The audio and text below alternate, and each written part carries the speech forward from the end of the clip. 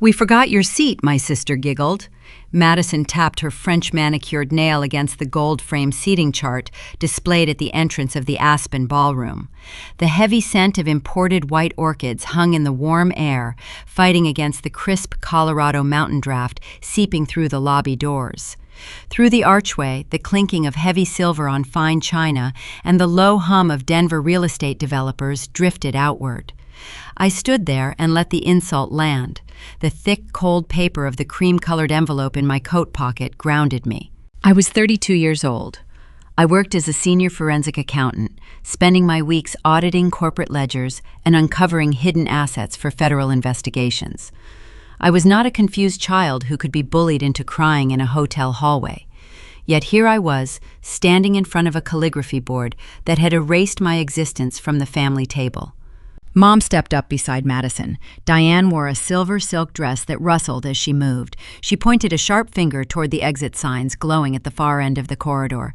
"You should probably head home, Agnes," Mom said, her voice dropping into that practiced, reasonable tone she used whenever she wanted to play the victim. "We do not want to make Madison's special day heavy with your unnecessary drama." I did not cry. I did not ask why I was being thrown out of the celebration I had funded. Instead, I looked directly at the bride. I smiled. "Do not worry," I said, my voice steady. "Looks like we both forgot something." Madison's smile faltered. Her eyes dropped to my hand. The light from the crystal chandelier caught the edge of the cream envelope I had just pulled from my pocket. It was not a wedding gift. "Before I tell you what happened next, I hope you are doing well. Please let me know your age in the comments below. Subscribe to Grape Vengeance and stay with me to see how one forged document exposed my sister and cost my mother everything." The lobby around us felt stifling despite the winter chill outside. 9 months later, I could still remember the exact order in which they reacted. Madison gripped her cascading bouquet of orchids so tight the green stems snapped against her knuckles. She looked over her shoulder, terrified that Liam might walk out of the reception early. Liam was the groom. He was a wealthy developer, currently inside laughing with his groomsmen and raising a glass of expensive champagne. He had no idea the woman he was about to marry had used stolen property to secure their new life together. "What is that?" Madison asked, her giggly register dropping into a harsh whisper. "Something you should have disclosed to the bank 3 months ago," I told her.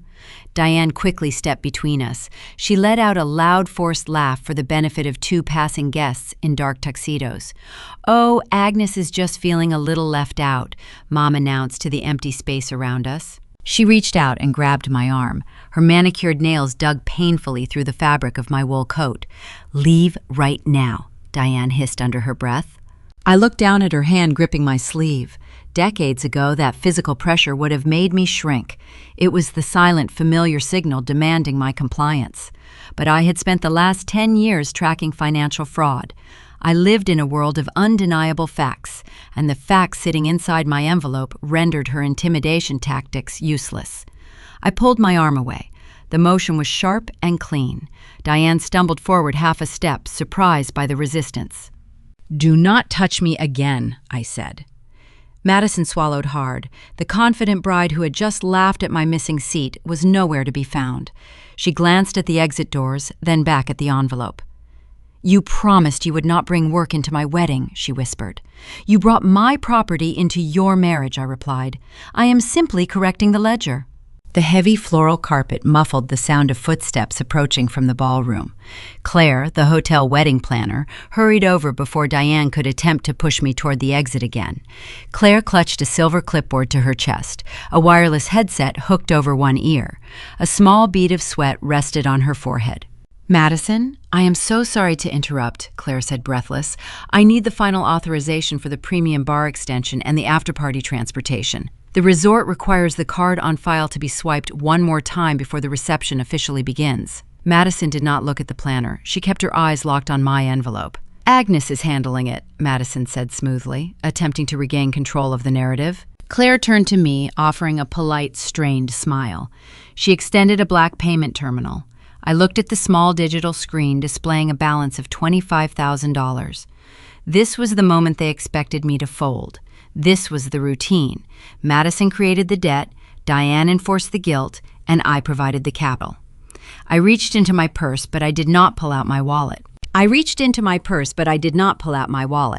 I pulled out a single sheet of printer paper folded neatly in thirds. I handed the document directly to the wedding planner.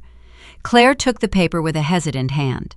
Her eyes scanned the printed text, and the polite hospitality smile vanished from her face. The small black payment terminal in her other hand lowered slowly to her side. "I am not swiping my card," I told her, keeping my voice level and clear over the ambient noise of the lobby. "I am formally withdrawing my financial authorization for the remaining $25,000 venue balance. This includes the premium bar extension, the midnight catering, and the after-party transportation." Claire blinked rapidly. A sharp beep echoed from her wireless headset, but she ignored it. "Agnes," she started, her voice trembling slightly, "we have already ordered the inventory. The staff is currently pouring the champagne. The contract stipulates that the final balance must be cleared before the main ballroom doors open for the reception." "I understand the venue policies," I replied. "I am a forensic accountant. I read contracts for a living. I am not the primary signatory on the master agreement. I was simply a third-party guarantor. As of this moment, my guarantee is revoked. You will need to collect the remaining balance directly from the bride and groom." Madison let out a sharp gasp. The sound was loud enough to turn the heads of two passing waiters carrying silver trays of hors d'oeuvres. She stared at me, her eyes wide with a mixture of shock and rising panic. "You cannot do this today," Madison hissed. "The wedding has already started. The guests are inside. Liam is inside. You should have thought about the guest list before you erased my name from the seating chart," I said. Diane moved fast. My mother stepped right between Madison and me, using her body as a physical shield to protect her youngest daughter from the consequences of her own actions. Diane smoothed the front of her expensive silver silk dress. Her face morphed into a mask of deep, practiced disappointment. It was the exact same expression she used when I was 16 years old and she demanded I hand over my entire summer job paycheck so Madison could buy a designer prom dress. "You are making a terrible mistake, Agnes," Mom said, her tone dropping into a dangerous quiet register. "You are letting your petty jealousy ruin your sister's perfect day. We all know you struggle with being single, but punishing Madison for finding true love is just cruel." I looked at the woman who raised me. She was deploying her favorite weapon. Diane always translated my boundaries into character flaws. If I refused to pay for something, I was bitter. If I asked for basic respect, I was starting unnecessary drama. For my entire life, she had successfully framed financial extortion as familial loyalty. "I am not jealous, Mom," I replied calmly. "I am simply closing the bank." Diane did not like that answer. She reached out and grabbed my upper arm. Her grip was tight, her fingers digging hard into my muscle through the wool of my winter coat. She tried to physically steer me toward the glowing exit signs at the end of the long corridor. It was an old intimidation tactic. Whenever she wanted to control a situation in public, she used physical pressure to force my compliance, knowing I would rather walk away than cause a scene in front of strangers. "Let us go outside right now," Diane commanded through clenched teeth. "You are going to calm down. You are going to give Claire your credit card, and you are going to go home. We will discuss your behavior tomorrow." 10 years ago, I would have let her push me out the door. I would have swallowed my anger, paid the $25,000, and driven back down the mountain in silence, just to keep the peace. But 10 years of auditing corporate fraud had taught me a valuable lesson. Giving an extortionist what they want never buys peace. It only funds their next demand. I planted my feet firmly on the floral carpet.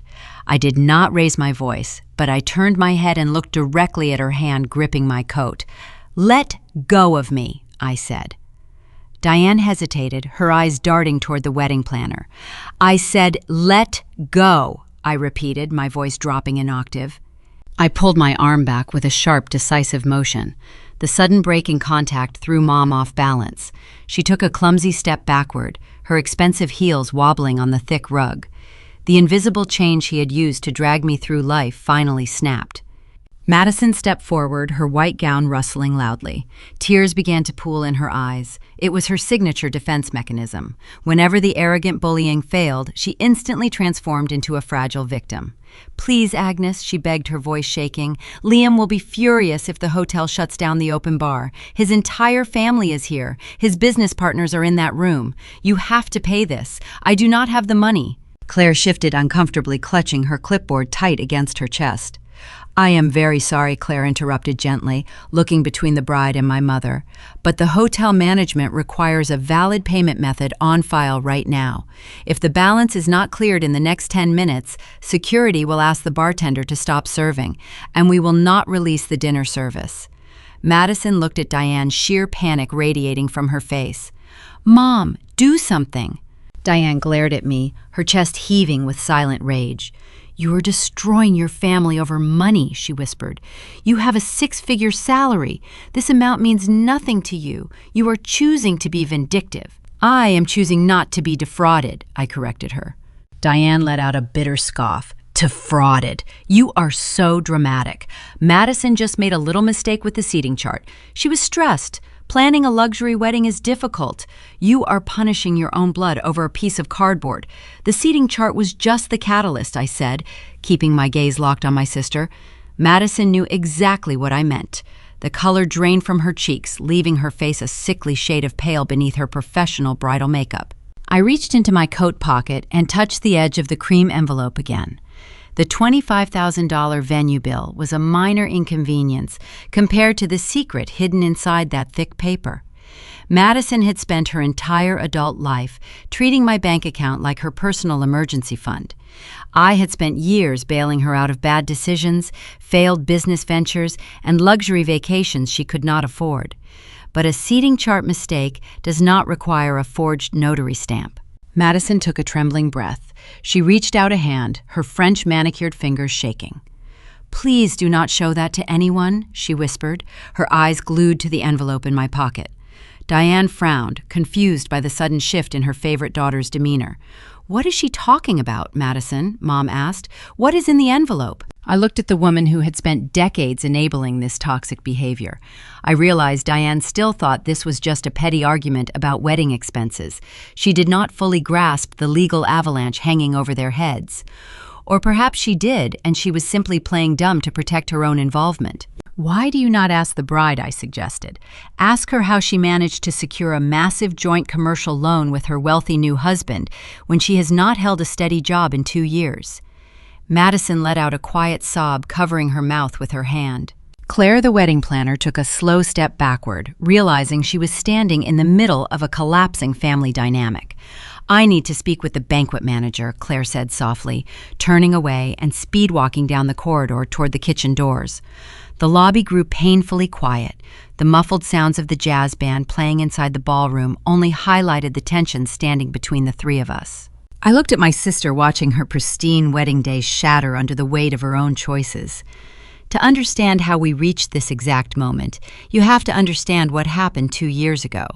You have to understand the staggering debt Madison built the house I bought to save her from bankruptcy, and the staggering lie she told the man sitting inside that ballroom. 2 years ago, my younger sister experienced a financial disaster. Madison ran a trendy clothing boutique in downtown Denver. The business did not fail overnight. It collapsed slowly over 36 months. She purchased expensive inventory she could not sell. She signed commercial leases she could not afford. By the time November arrived, creditors were calling her phone every hour. The final accounting revealed $150,000 in outstanding commercial debt. Madison faced imminent bankruptcy. The bank prepared to foreclose on her pristine suburban home. Diane did not instruct Madison to find a regular job. Instead, my mother drove to my apartment and demanded a solution. She sat on my living room sofa, holding her designer handbag. She delivered a speech she had polished over many years. "Family protects family," Mom declared. "You have a stable career, Agnes. You cannot let your sister lose everything. It would destroy her social standing." I reminded Diane that I audited corporate ledgers for a living. I tracked hidden assets for federal investigations. I did not run a charity. Diane waved away my logic. She insisted I drain my own savings to rescue my sister. I agreed to help, but I established strict boundaries. I drafted a formal purchase agreement. I bought the Denver property at market value. The transaction cleared the $150,000 debt and stopped the foreclosure. I became the sole legal owner of the house. Madison was allowed to remain in the property rent-free for exactly 12 months to rebuild her life. She signed the lease agreement. Diane signed as a witness. I took on a heavy double mortgage. I believed the legal paperwork would protect my investment. That was a severe miscalculation. A signature means nothing to relatives who view your bank account as their personal birthright. Affording the monthly payments for my own apartment and the newly acquired Denver property required extreme sacrifice. I practically lived at my accounting firm. I worked 60-hour weeks. I spent my days hunting for missing millions in healthcare fraud cases. I spent my nights auditing endless spreadsheets to earn overtime pay. I ate cold takeout food at my desk. I skipped vacations.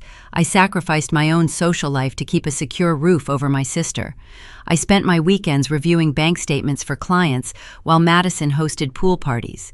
I treated the burden as a temporary problem. I expected Madison to use the 12 months to update her resume, apply for corporate positions, and find stable employment. She did none of those things. Madison took a very different approach to getting back on her feet. While I ground through financial reports, my sister spent her days at expensive Pilates studios. She took weekend ski trips to Vail. She posted photos online showing herself drinking expensive lattes and wearing designer winter coats. When I questioned how she afforded these luxuries without a paycheck, Diane stepped in to defend her. Madison needs to maintain appearances, Mom argued. She is networking. You want her to find a good provider, do you not? Stop counting her pennies. Finding a wealthy provider became my sister's full-time occupation. She treated Denver high society events like a hunting ground. She used the house I bought to host lavish cocktail parties. She pretended the property still belonged to her. I stayed away from those gatherings. I had no desire to watch Madison play the role of a successful entrepreneur while I quietly paid the property taxes and the utility bills. I assumed her charade was harmless. I figured she just wanted to impress her shallow friends. My silent compliance became the foundation of her biggest deception. By allowing her to project an image of wealth, I unwittingly became the silent sponsor, funding a dangerous illusion. Madison did not want to rebuild her real life. She wanted to erase her failures entirely. She wanted a fresh start, subsidized by my grueling work schedule. The longer I paid the bills, the more entitled she grew. The gratitude she showed on the day I saved her from bankruptcy vanished within a few weeks. It was replaced by a smug expectation that I would always handle the difficult realities while she enjoyed the rewards. The 12-month grace period finally expired. I sent Madison a formal notice stating she needed to start paying rent or vacate the premises. Diane called me within 10 minutes of the email hitting Madison's inbox. Mom was furious. "You are evicting your own flesh and blood?" she yelled through the phone. I explained the math. I detailed the severe strain the double mortgage placed on my finances. Diane did not care about my spreadsheets. She only cared about the narrative. Madison is so close to securing her future, Mom insisted. She just met a wonderful man. He is a real estate developer. If you throw her out now, he will see she is struggling. You will ruin everything. Give her 6 more months. I refused. I told Diane that 6 months would turn into a year and a year would turn into a decade. Madison needed to face reality. Diane began to cry, deploying the ultimate emotional weapon. She accused me of hoarding my wealth. She claimed I enjoyed watching my sister suffer. The manipulation was exhausting, but I held my ground. I told them Madison had 30 days to sign a paying lease. I thought I had finally won the battle. I did not realize Madison had already devised a plan to bypass my authority entirely. That wonderful man was Liam. He was smart, driven, and came from a prominent Denver family. Madison brought him to a Sunday brunch at Diane's house shortly after they started dating. Liam was polite and engaging. He asked me about my work in forensic accounting with genuine interest. He seemed like a decent person. He clearly adored my sister. He bought her expensive jewelry and planned exotic trips. I watched them interact across the dining table. Something felt incredibly wrong. Liam spoke about Madison as if she were a peer. He treated her like a fellow successful business owner. He praised her resilience. He admired the beautiful Denver home she maintained. Madison smiled modestly. She sipped her mimosa and soaked in the praise for a life she did not actually own. I looked at Diane. Mom offered a tight warning glare. "Keep your mouth shut," her eyes commanded. "Do not spoil the performance." I realized then that my mother was not just protecting Madison from embarrassment. Diane was actively participating in a calculated scheme to secure a wealthy son-in-law. She was helping Madison build a fake identity. The stakes were no longer just about unpaid rent. They were attempting to trap a man using stolen valor and my hidden bank accounts. I held my tongue during that brunch. I watched Liam pull out his platinum card to pay for our drinks. I watched Madison kiss his cheek, playing the role of the independent, thriving woman. My analytical brain started sorting the variables. A wealthy developer like Liam would not blindly commit to someone without understanding their financial background. He dealt in contracts and assets every single day. If he believed Madison owned a $2 million property free and clear, someone had to have shown him proof. A simple verbal lie would not survive a serious relationship with a real estate professional. Madison would need documentation to back up her claims. She would need a paper trail to prove she was the wealthy woman Liam thought he was dating. The sudden realization hit me like a physical blow. I owned the house. My name was on the deed. The county records were public. If Liam ever checked the property history, the entire facade would collapse, unless Madison had found a way to change the records. The thought sent a cold spike of adrenaline through my chest. I needed to know exactly what kind of story my sister was spinning behind my back, and I was about to uncover a discrepancy that would alter our family dynamic forever. 6 months before the Aspen wedding, the deception reached a boiling point during a Friday night dinner in downtown Denver. Madison chose an exclusive steakhouse where securing a reservation required knowing the owner. She wanted to prove she belonged in the highest tax bracket. Liam arrived wearing a tailored navy suit, looking every bit the successful third-generation real estate developer he was. He ordered vintage wine without glancing at the prices. He pulled out a heavy oak chair for my sister. He was charming, polite, and dangerously oblivious to the reality of the women sitting across from him. The conversation flowed easily through the appetizer course. Liam discussed his latest commercial project, a downtown high-rise development. Madison nodded along, playing the role of the attentive, equally successful peer. She mentioned her own supposed real estate investments, speaking vaguely about market trends and interest rates. I focused on my meal, chewing my steak in silence. I had no desire to participate in her stage play. I assumed my quiet presence would be enough to keep the peace. I was wrong. The peace shattered right before the dessert arrived. Liam leaned across the white tablecloth and smiled at me. He raised his wine glass in a small, earnest toast. "I really want to thank you, Agnes," he said. "Madison told me how well you maintain the property. It is not easy being a landlord, but she says you are a fantastic, quiet tenant. She really appreciates you renting her old house while you save up for your own place." The expensive restaurant faded into white noise. The silver fork in my hand stopped halfway to my mouth. I looked at Liam. His smile was genuine. He believed every single word he had just spoken. He believed I was a struggling charity case renting a room from my wealthy, generous younger sister. I shifted my gaze to Madison. Her face froze. The color vanished from her cheeks, leaving her looking hollow. She had not expected Liam to bring up the house arrangement in front of me. Her eyes widened, telegraphing pure panic. Before I could open my mouth to correct the record, a sharp, painful kick connected with my shin under the heavy table. I flinched, biting the inside of my cheek to stop myself from reacting visibly. I glanced to my right. Diane sat there holding her wine glass, her face a mask of calm sophistication. She did not look at me. She smiled warmly at Liam. "We are just so proud of how Madison looks out for her big sister," Mom said smoothly. "Family always provides a safety net."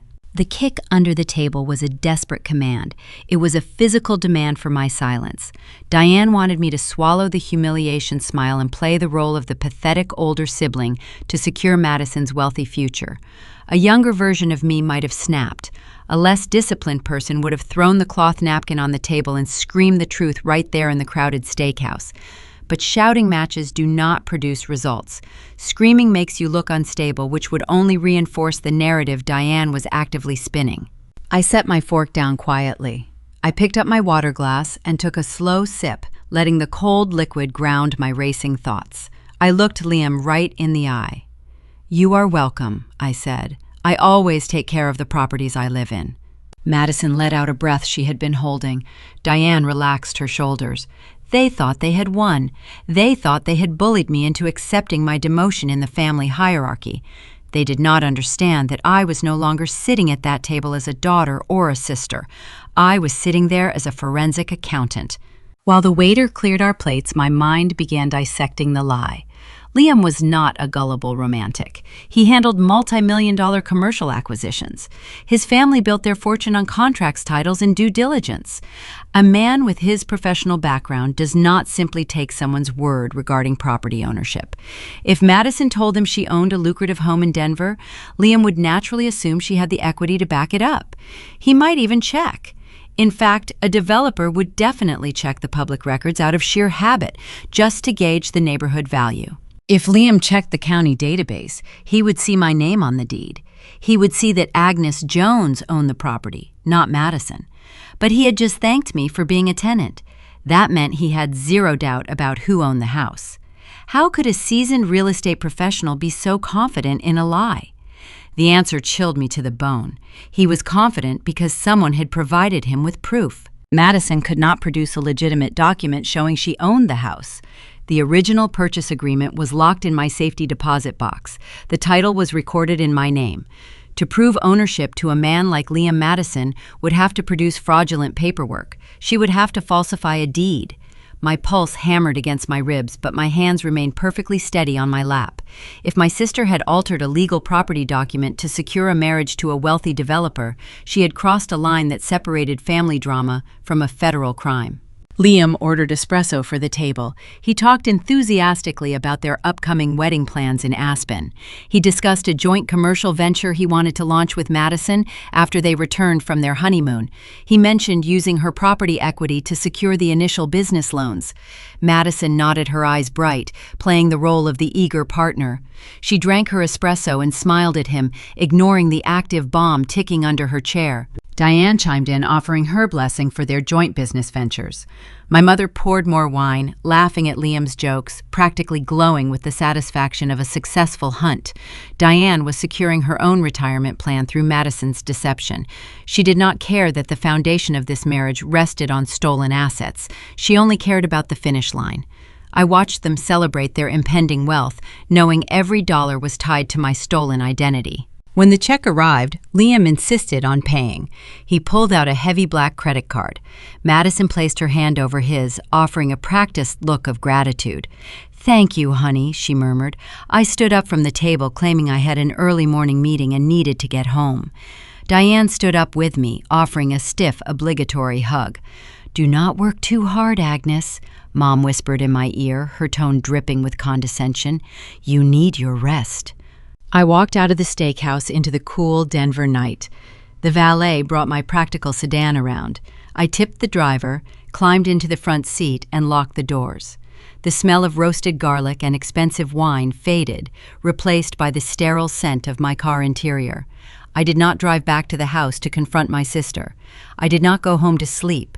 I merged onto the highway and drove straight to my secure office building. The corporate park was empty at this hour. My heels clicked against the linoleum floor as I walked to my locked suite. I bypassed the standard accounting software and booted up my secure workstation. The glowing monitor illuminated the dark room. I needed to access the Colorado County property portal. I needed to see exactly what public records Liam might have searched. If Madison had merely told a verbal lie, I could handle it internally, by kicking her out of the house. But if my sister had put her deception on paper, the rules of engagement changed entirely. I typed my password into the database, my fingers flying across the keys. I was about to uncover a digital trail that would tear her new life apart piece by piece. The sterile hum of the air conditioning unit above my desk provided the only soundtrack in the empty corporate park. I sat in the dark, my face illuminated solely by the harsh white glow of my dual computer monitors. It was past midnight on a Friday. Most people my age were asleep or out enjoying the Denver nightlife. I was logging into the secure government portal for the county clerk and recorder. I did not feel tired. The adrenaline pumping through my veins had erased any need for rest. My professional training had conditioned me to trust numbers over people. People lie to protect their egos. Documents tell the unvarnished truth. I navigated through the digital archives, bypassing the standard public search tools for the direct professional access gateway my firm utilized. I typed in the exact address of the suburban Denver property. This was the same $2 million house I had purchased 2 years prior to rescue Madison from total bankruptcy. I had assumed all the financial risk. I had signed the primary mortgage. I paid the annual property taxes directly from my own checking account. I knew the legal history of that lot inside and out because I was the one financing its existence. The search results loaded instantly. The screen populated with a chronological list of every recorded action tied to that parcel of land. I expected to see the original warranty deed from 24 months ago, listing me as the sole grantee. I expected to see the standard utility easements. Instead, a new line item sat at the very top of the ledger. The document type read, "Quitclaim Deed." The filing date indicated it had been processed exactly 90 days ago. The air in my office grew incredibly thin. A cold dread settled into the pit of my stomach, heavy and sharp. I clicked the hyperlink to open the scanned document. The high-resolution PDF filled my right monitor. My eyes scanned the boilerplate legal text, moving rapidly to the critical sections. The grantor listed on the form was Agnes Jones. The grantee receiving the asset was Madison. According to this piece of paper, I had willingly transferred all my rights, titles, and interests in a luxury real estate asset over to my younger sister for the sum of $1. I leaned closer to the screen. I scrolled down to the bottom of the second page to examine the signature block. There, resting on the solid black line, was my name. It was not a clumsy scribble, it was a flawless replication of my handwriting. The distinct loop of the letter A and the sharp downward stroke of the J mirrored my exact style. Madison had not just signed a random name. She had practiced my signature until she could execute a perfect forgery. She had stolen my house. The reality of the situation shifted the paradigm entirely. Until this moment, my family dynamic had been defined by emotional manipulation and financial entitlement. Diane had always pressured me to open my wallet to fix my sister's mistakes. Madison had always acted like a spoiled child, expecting a permanent bailout. I had tolerated their behavior because I believed I retained ultimate control of my own assets. This document proved I had lost that control. Falsifying a property deed is not a dramatic family argument. It is a severe felony. Madison had committed identity theft, wire fraud, and real estate fraud. My mind raced, connecting the dots backward to the steakhouse dinner. This forged deed explained why Liam believed Madison was a successful property owner. She had shown him the fraudulent paperwork to prove her wealth. But my forensic instincts told me the deception did not stop there. A man like Liam, a seasoned real estate developer, would not just look at a deed and offer his congratulations. Developers view free and clear real estate as untapped leverage. If Madison held the title to a $2 million asset, Liam would naturally suggest using it to generate capital. I opened a new tab on my browser. I navigated away from the county property records and accessed the state commercial database. I searched for uniform commercial code filings under my sister's name. I cross-referenced the search with Liam's primary development company. The results appeared a few seconds later. A newly registered limited liability company sat in the database. The registered agents were Madison and Liam. I pulled the active lien records attached to their new business entity. A major commercial bank had recorded a massive business loan against the LLC just 4 weeks ago. I scrolled to the collateral schedule attached to the promissory note. The bank had secured the loan using the Denver house.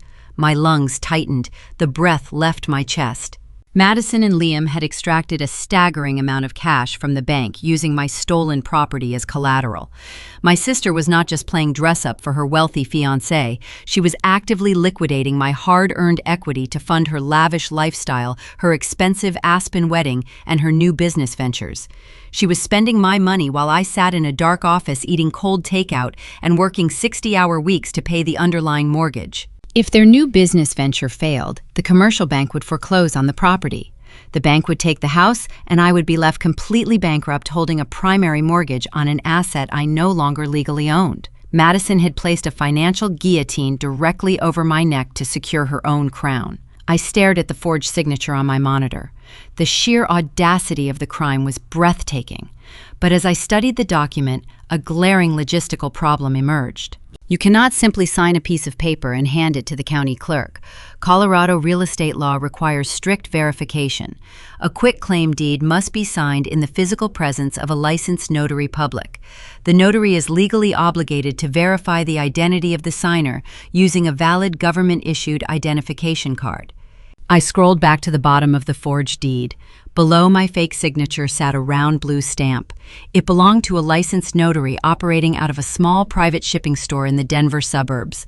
Madison could not have walked into that store and claimed to be me. We do not look alike. She is blonde and petite. I am tall with dark hair. Furthermore, her own driver's license bears her real name. The notary would have demanded an ID matching the name Agnes Jones. My sister needed an accomplice. She needed someone who could confidently walk into a notary office, present a fake identification card, and convincingly play the role of the property owner transferring an asset to a beloved family member. She needed someone who knew my personal details, my middle name, my date of birth, and my exact address. The image of Diane sitting at the steakhouse table flashed in my mind. I remembered my mother kicking my shin, demanding my silence. I remembered the smug, satisfied look on her face as she poured more wine and praised Madison's business acumen. Diane had not just cheered from the sidelines. My mother had actively participated in a federal crime to secure her youngest daughter a wealthy husband. A profound, chilling clarity washed over me. The residual guilt I had carried for years evaporated instantly. I had spent my entire adult life trying to earn their respect through financial generosity. I had sacrificed my own youth to provide them with stability. In return, they had conspired to steal my future. I pressed the print button on my keyboard. The heavy laser printer in the corner of my office roared to life. I printed the forged quitclaim deed. I printed the commercial loan documents. I printed the registration forms for the new LLC. I took a thick, cream-colored envelope from my supply drawer. I carefully folded the documents and slid them inside. This envelope would become the anchor of my retribution. I did not intend to call the police tonight. A frantic late-night phone call to the authorities would only give Diane and Madison a chance to destroy evidence and coordinate their lies. I needed to dismantle their safety net methodically, piece by piece, until they had nowhere left to run. I picked up a red pen and circled the blue notary stamp on the printed deed. Before I could blow the wedding apart, I needed undeniable proof of my mother's involvement. I needed a witness to the forgery. The shipping store opened at 8 in the morning. I would be the first person standing at the counter. The notary who stamped this fraudulent document was about to have a very bad day, and my investigation was officially shifting from a digital search to a physical confrontation. The morning air in Denver bit through my wool coat. I parked my practical sedan in front of a small suburban strip mall at 7:45 in the morning. I sat in the driver's seat with my hands gripping the steering wheel. I watched the owner of the small shipping and printing store unlock the glass front doors. I gave him exactly 5 minutes to turn on the overhead lights and boot up his cash register. I did not want to yell. I did not want to cause a scene. I simply wanted the truth. The bell above the door chimed cheerfully when I stepped inside. The smell of fresh cardboard and warm printer ink filled the small commercial space. A man in his late 40s stood behind the counter sorting a stack of overnight packages. His plastic name tag read, Todd. I approached the counter and placed the printed copy of the forged quitclaim deed flat on the glass display case. I pointed to the round blue stamp resting at the bottom of the page. I asked Todd if he was the registered notary who authorized the document. He glanced at the paper, then smiled proudly. He confirmed it was his official stamp and his signature. He asked how he could help me today, clearly expecting me to request a simple copy or a return shipping label. I did not smile back. I reached into my purse and pulled out my actual Colorado driver license. I placed the plastic card on the glass right next to the forged deed. I told him my name was Agnes Jones. I told him I owned the $2 million property listed on that paperwork. Then I informed him I had never stepped foot inside his store until this very minute. Todd stared at my real identification card. The cheerful customer service demeanor melted right off his face. His hands started shaking visibly against the counter. He stammered, claiming he always checked identification before stamping any legal transfer. He tried to slide the paper back toward me, saying there must be some kind of misunderstanding or clerical error at the county office. "I'm a forensic accountant," I told him. "I spend my days interviewing corporate embezzlers who try to hide missing millions from federal investigators. I know exactly how to corner a liar." I leaned closer to the counter.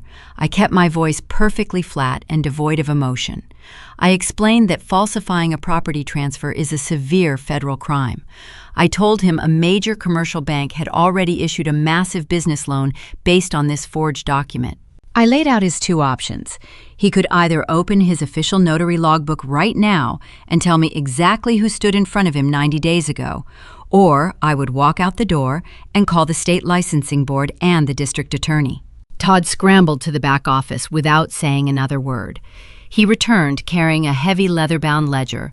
He flipped frantically through the thick pages until he found the date in question. His finger trembled as he pointed to a specific line item in the book. He read the handwritten entry aloud. He said 2 women came into the store right before closing time. One was a young blonde woman carrying a designer handbag. The other was an older woman, maybe in her early 60s, wearing a distinct silver winter coat. Todd swallowed hard. He looked at my face, then looked down at his ledger. He said the older woman claimed to be Agnes Jones. She presented a valid-looking state identification card with my name and my address printed on it. However, the photograph on the plastic card belonged to the older woman. The young blonde woman did all the talking. She rushed the process, claiming they were in a hurry to finalize a generous family gift before the holiday weekend. Todd admitted he did not look too closely at the hologram on the identification card because the older woman seemed so sweet and maternal. I did not need him to describe the silver coat any further. Diane had worn that exact same silver coat to the steakhouse dinner with Liam. My mother had driven to a suburban strip mall, presented a manufactured fake ID, and impersonated me. She had committed a felony to steal my home and hand the equity directly to Madison. The premeditation required to pull off this stunt was staggering. Diane had to find someone willing to create a forged government document. She had to practice my signature. She had to stand in front of a licensed professional and lie to his face. For 32 years, I had believed Diane was simply a toxic enabler. I thought she was just a manipulative parent who heavily favored her youngest child. I thought her constant demands for my money were born out of a misguided maternal instinct to protect Madison from the real world. This revelation shattered every remaining illusion I held about my family. Diane was not a misguided mother. She was an active criminal accomplice. She had orchestrated a scheme to financially execute me just so Madison could wear expensive clothes and impress a wealthy real estate developer. I told Todd to photocopy the page from his ledger. I told him to sign and date the copy to verify its authenticity. He did it without hesitation, terrified of losing his business license and facing prison time. I took the paper, placed it inside my thick cream envelope, and walked out of the shipping store. The crisp morning air hit my face, but I did not feel cold. I felt an intense burning clarity. I drove straight back to my secure apartment. I did not call Diane. I did not text Madison to demand an explanation. Emotional confrontations only give liars a chance to invent new stories and cover their tracks. Instead, I treated my own family like a prime suspect in a corporate fraud investigation. I cleared off my large dining room table. I opened my briefcase and began compiling a master folder of evidence. I am a professional auditor. I know how to build a paper trail that no defense lawyer can dismantle. I started by printing my original warranty deed proving I purchased the Denver house 2 years ago. I printed my personal bank statements highlighting every single mortgage payment, property tax installment, and insurance premium I had paid directly out of my own pocket. I wanted concrete proof that I was the sole financial provider for the property Madison claimed to own. Next, I added the forged quitclaim deed. I placed the authenticated photocopy of Todd's notary ledger right beside it. Then I logged back into the state commercial database. I printed the official registration documents for the new limited liability company Madison and Liam had created together. I printed the commercial loan agreement showing the staggering cash withdrawal secured by my stolen house. I organized the documents chronologically. I used colored sticky notes to cross-reference dates and signatures. Organizing the paperwork felt incredibly satisfying. Every piece of paper represented another nail in the coffin of my sister's fake life. I was no longer the obedient older sister expected to absorb the financial hits. I was the architect of their impending destruction. I could see the entire trap laid out on my dining table. Madison had built a fragile house of cards using my stolen equity. All I had to do was pull out one specific card, and her entire wealthy future would collapse into dust. But a serious new complication emerged as I stared at the commercial loan documents. Liam's signature rested right next to Madison's on the promissory note. The wealthy groom had signed the bank paperwork, believing the collateral was legitimate. He thought he was building a business with a successful entrepreneur. If I went straight to the police right now, the authorities would freeze all the accounts. The commercial bank would immediately call the loan due in full. Liam would be caught in the crossfire of a federal fraud investigation. His pristine business reputation would be dragged through the mud. He might even face severe legal consequences for submitting fraudulent collateral to a financial institution, even if he did it unknowingly. Liam was a victim in this scenario, too. He was being scammed into a fraudulent marriage by two women desperate for his money and his social status. I realized I could not just drop this bomb blindly. I needed a precise legal strategy to untangle my asset, expose my family, and warn the groom before he signed a legally binding marriage license in Aspen. I picked up my phone and dialed the only person I trusted to navigate this disaster. I called my close friend Jessica, a ruthless civil attorney working in downtown Denver. I needed her counsel immediately because I was about to declare war on my own blood, and I intended to win. Jessica works on the 35th floor of a sleek glass building in downtown Denver.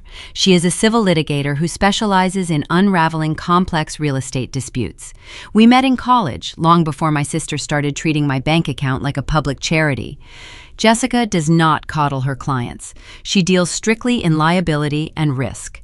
I walked into her corner office at 10 in the morning and placed my thick master folder directly on her polished mahogany desk. "I need you to tell me how much prison time my mother and my sister are looking at," I said. Jessica raised an eyebrow. She pushed aside a stack of depositions and opened the manila folder. I watched her read the original warranty deed, then the forged quitclaim deed, and finally the authenticated photocopy of the notary log from the shipping store. The rhythmic ticking of the antique clock on her wall punctuated the heavy silence in the room. Jessica picked up the commercial loan documents linking the stolen house to Liam and Madison. Her eyes narrowed as she calculated the financial exposure. "This is not just a family dispute over a mismanaged inheritance," Jessica stated, her tone turning ice cold. "This is identity theft, real estate fraud, and bank fraud. The moment your sister used a falsified deed to secure a commercial loan, she committed a federal crime." "I know," I replied, taking a seat in the leather chair across from her. "Diane impersonated me to get the document notarized." Jessica leaned back and tapped her pen against the desk. She explained the immediate legal remedies. "We can file a quiet title action today," she said. "A judge will review the notary log, declare the quitclaim deed void, and restore the property to your name. We also file a police report for the forgery. The district attorney will issue arrest warrants for both Madison and Diane. The bank will freeze the commercial loan, and the authorities will seize their accounts." It sounded like the perfect swift justice I had been craving since midnight, but Jessica held up her hand, stopping my train of thought. "Before we file a single piece of paper, you need to understand the collateral damage," Jessica warned. She pointed to the promissory note bearing Liam's signature. Jessica explained that if we trigger a criminal investigation today, Liam gets caught in the blast radius. The commercial bank will not care that he was tricked by his fiancée. The bank will see his name on a fraudulent loan application.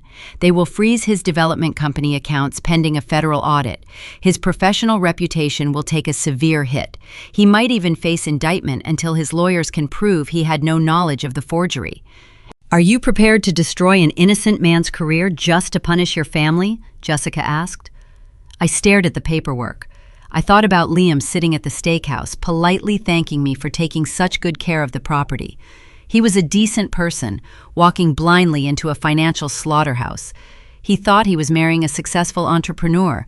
He had no idea he was shackling his legacy to a con artist and her criminal mother. Then Jessica asked the hardest question of the morning. "Filing these charges means your mother and your sister will go to federal prison," she said softly. "There is no probation for defrauding a commercial bank out of hundreds of thousands of dollars. Once I file this quiet title action and notify the authorities, you cannot change your mind. The state will take over the prosecution. Are you ready to send your own blood behind bars?" The room felt suffocating. I closed my eyes and pictured Diane's face. I remembered the decades of relentless guilt trips. I remembered working 60-hour weeks, eating cold meals at my desk, just to keep a roof over Madison while she skied in Vail. I remembered the smug kick Diane delivered under the dinner table, demanding my silence while they paraded my stolen assets in front of a wealthy Mark. My family had not hesitated to place a financial guillotine over my neck. If Madison defaulted on that fraudulent loan, I would lose everything I had built. They did not care if I went bankrupt. They only cared about securing a luxury lifestyle. I opened my eyes. I looked at Jessica and told her I did not care if they spent the next decade wearing orange jumpsuits. They stole my home. They earned their punishment. But I refused to let Liam go down with them. "He is the Mark," I explained to my attorney. "He is being scammed just as much as I am. If we file the police report right now, his life is ruined. He deserves to know the truth before he signs a legally binding marriage license in Aspen. He needs the opportunity to untangle his business from Madison before the bank auditors show up at his door." Jessica nodded slowly, respecting the boundary. She agreed that protecting an innocent third party was the ethical choice. She proposed an alternative strategy. We would not file the police report today. We would not trigger the commercial bank audit just yet. Instead, we would build a specialized legal packet designed exclusively for the groom. "We are going to draft a formal notice of absolute title," Jessica announced, pulling a fresh legal pad across her desk. She explained the mechanics of the document. The notice would clearly outline my undisputable ownership of the Denver property.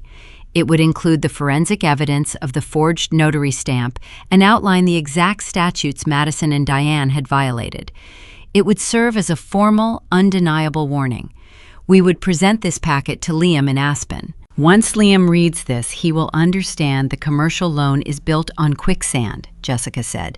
"He will have the leverage to quietly cancel the loan, dissolve the business entity, and walk away from the wedding without facing criminal charges himself." It was a brilliant clinical approach. It relied entirely on paper trails and legal reality, stripping away all the emotional manipulation Diane usually relied upon to control the narrative.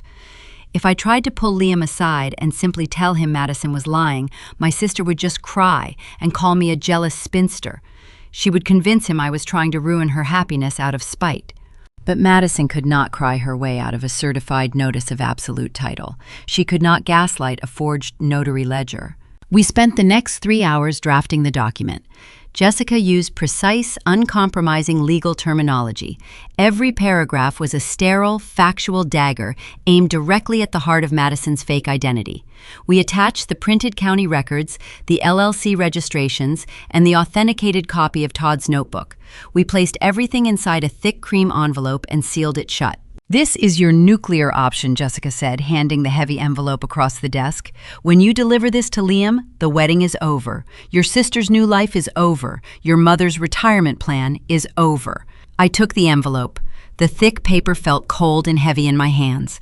It was the exact same envelope I would eventually hold in the lobby of the Aspen Resort while my sister laughed about erasing my name from the seating chart. Jessica leaned forward and offered one final piece of strategic advice. "The notice of absolute title proves the deed is fake," she said, "but Madison will still try to blame someone else.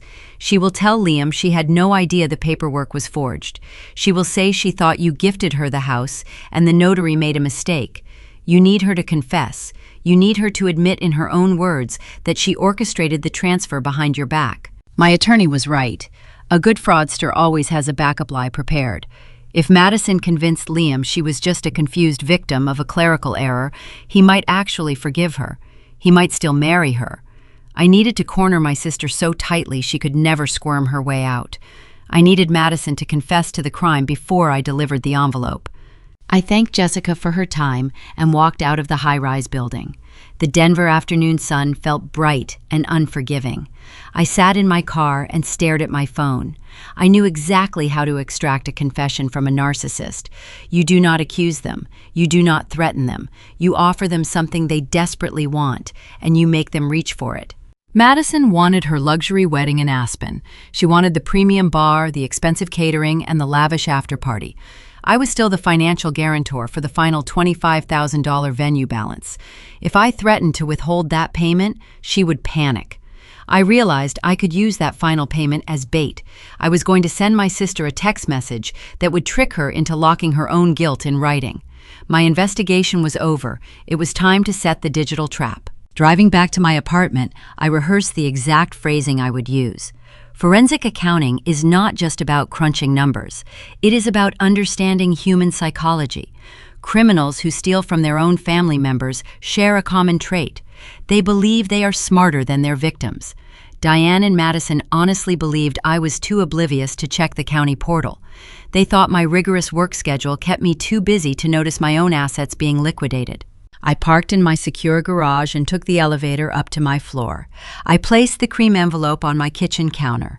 The gold seal gleamed under the pendant lights. I had the weapon. I had the legal strategy. Now I just needed the final nail for the coffin. I poured myself a glass of cold water and sat at the kitchen island. I pulled up my text message thread with my sister. Her last message to me was a demand for my credit card details regarding a luxury florist in Aspen. She had not even bothered to ask how my week was going. I placed my fingers over the digital keyboard on my phone screen. I was about to type a message that would sever our relationship forever. But the truth was the relationship had died the moment Diane walked into that shipping store with a fake identification card. I was just delivering the autopsy report.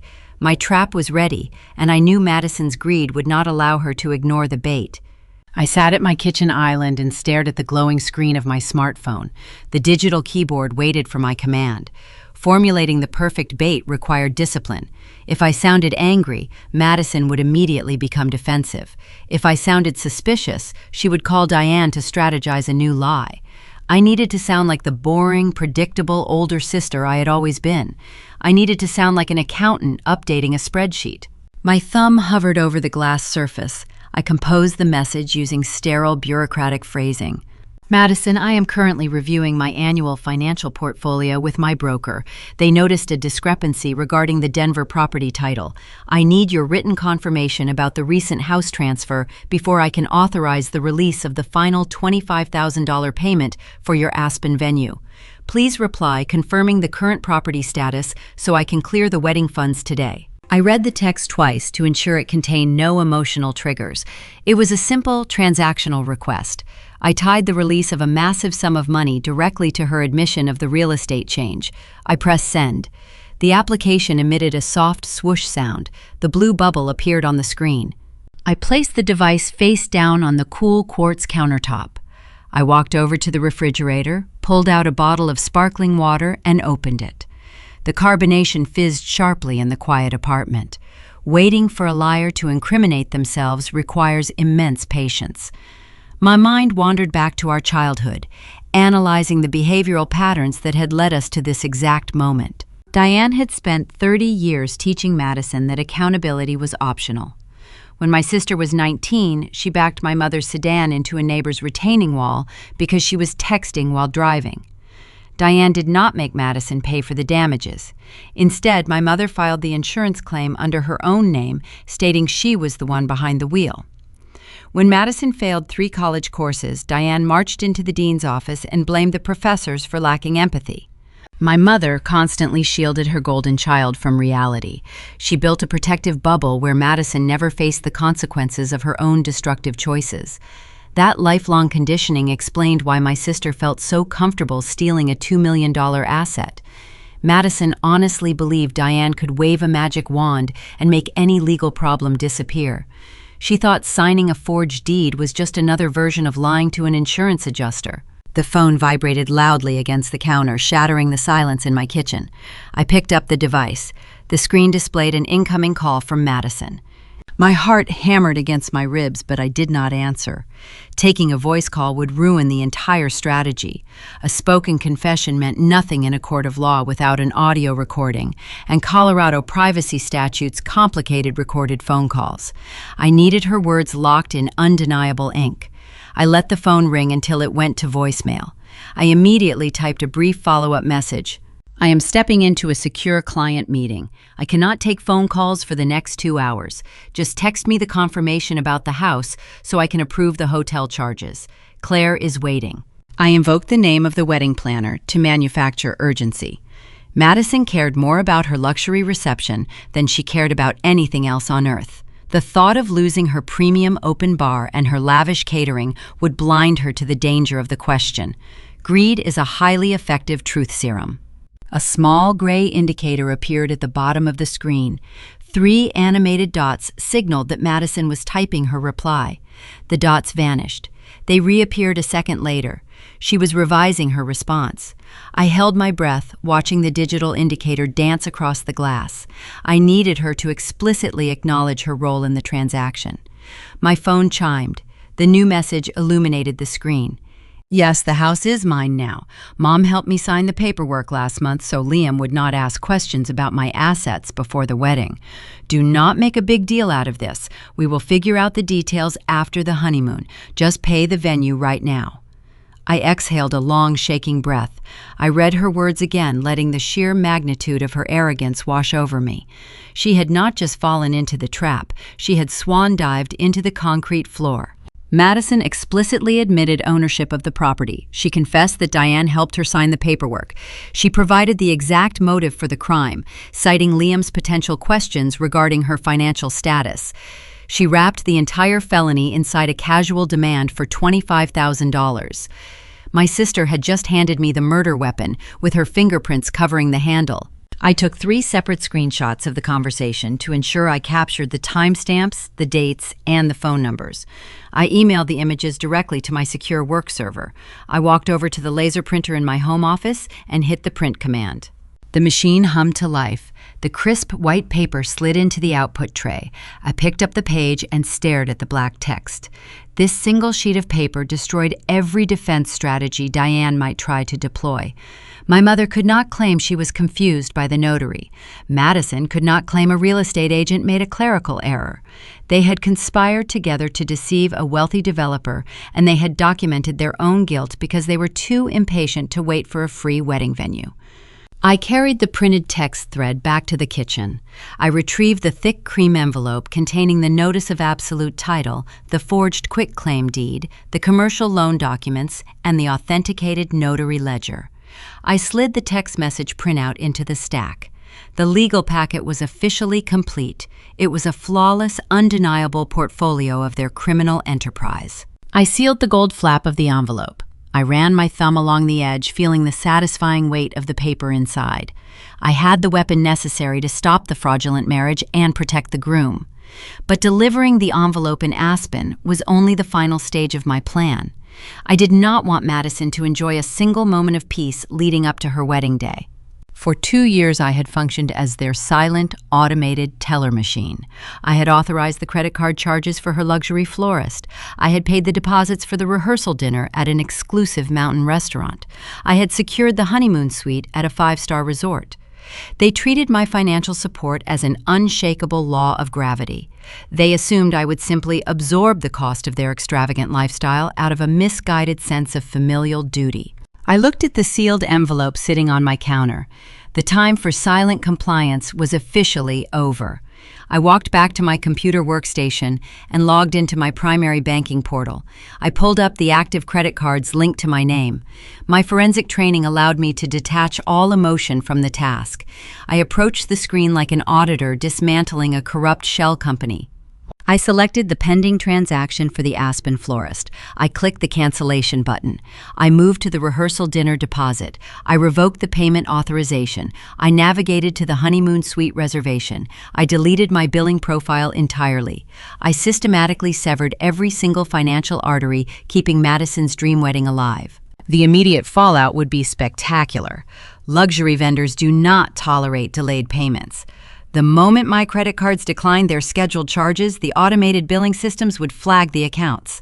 The florist, the caterer, and the hotel management would instantly pivot from polite hospitality staff to aggressive debt collectors. They would start calling the phone number listed on the master contract. They would start calling the bride. I leaned back in my office chair and closed my banking portal. The trap had successfully snapped shut. My sister had surrendered her only defense in exchange for money she was never going to receive. I had severed the safety net. The silence in my apartment felt profound. It was the sound of true independence. I knew my phone would start ringing soon.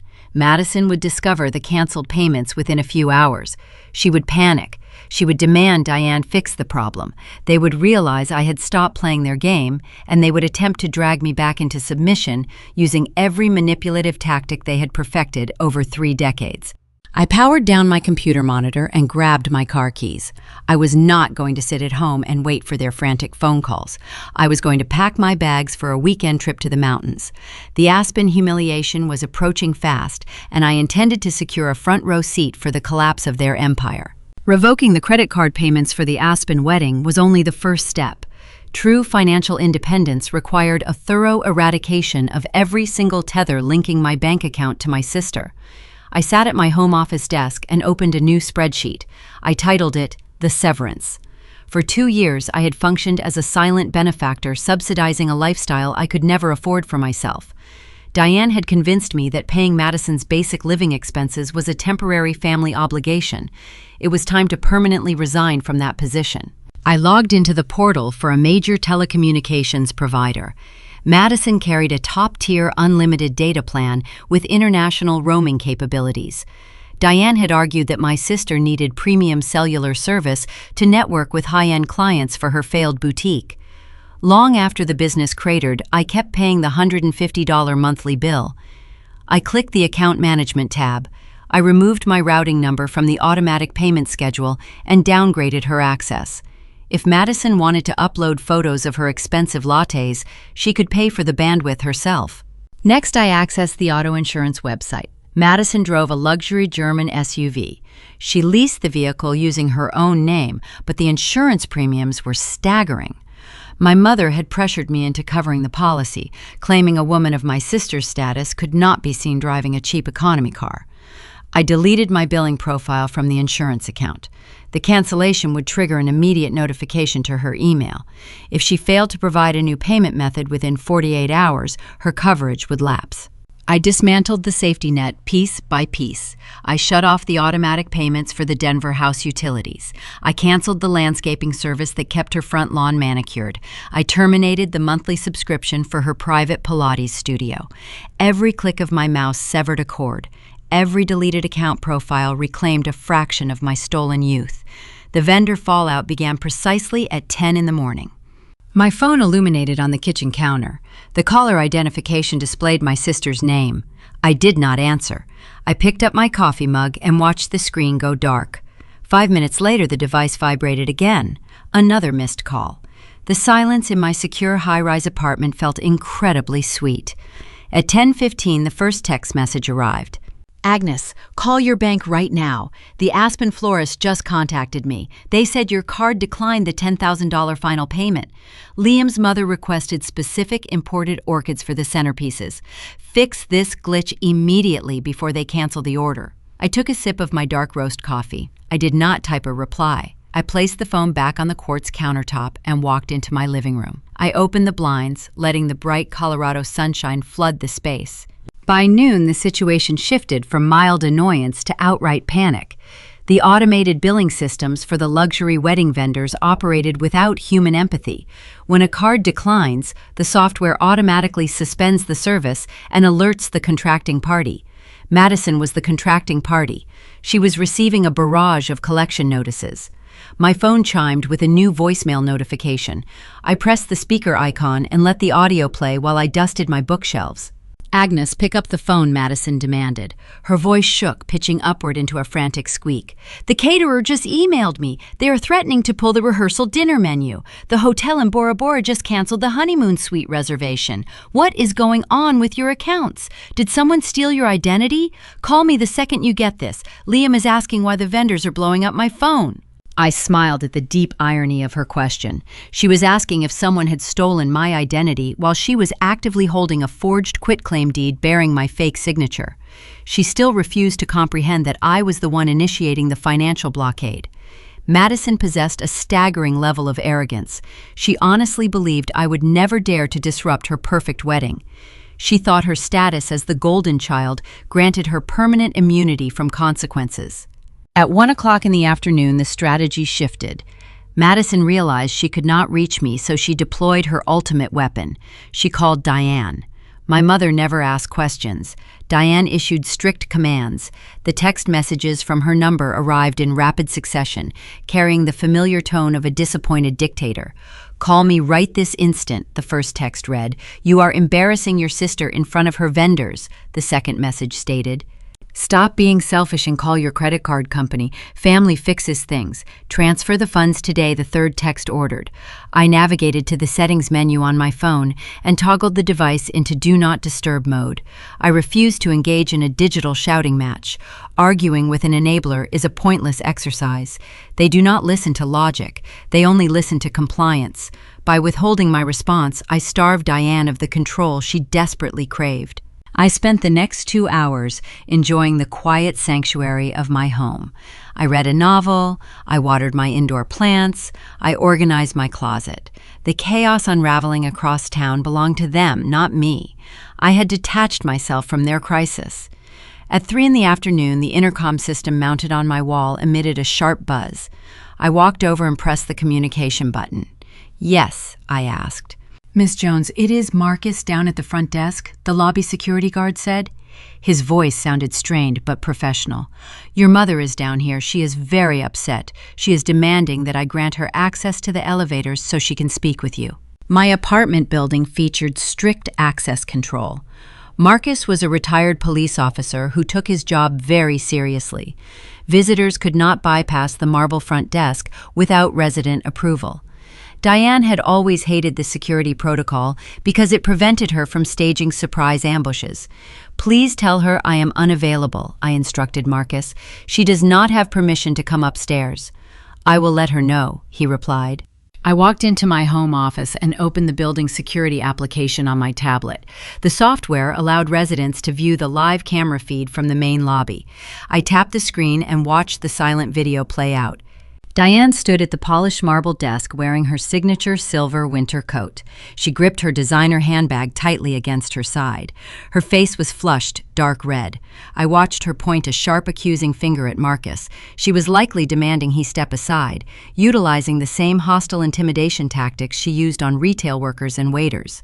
Marcus remained perfectly calm. He crossed his arms over his chest and planted his feet firmly between Diane and the glass elevator bank. He shook his head.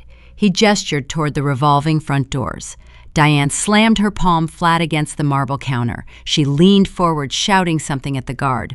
Marcus did not flinch. He reached for the radio clip to his belt. My mother realized she could not bully a trained security professional the way she bullied her own daughter.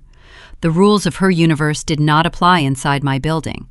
Defeated, she spun around on her expensive heels and marched out through the glass doors, disappearing into the busy Denver street. I closed the security application. A profound sense of victory settled into my chest. For the first time in my life, I had successfully blocked my mother from invading my safe space. I had drawn a rigid boundary, and the boundary had held firm. But I knew the victory was only temporary. Diane never accepted defeat gracefully. If she could not walk through the front door, she would try to find another way to force a confrontation.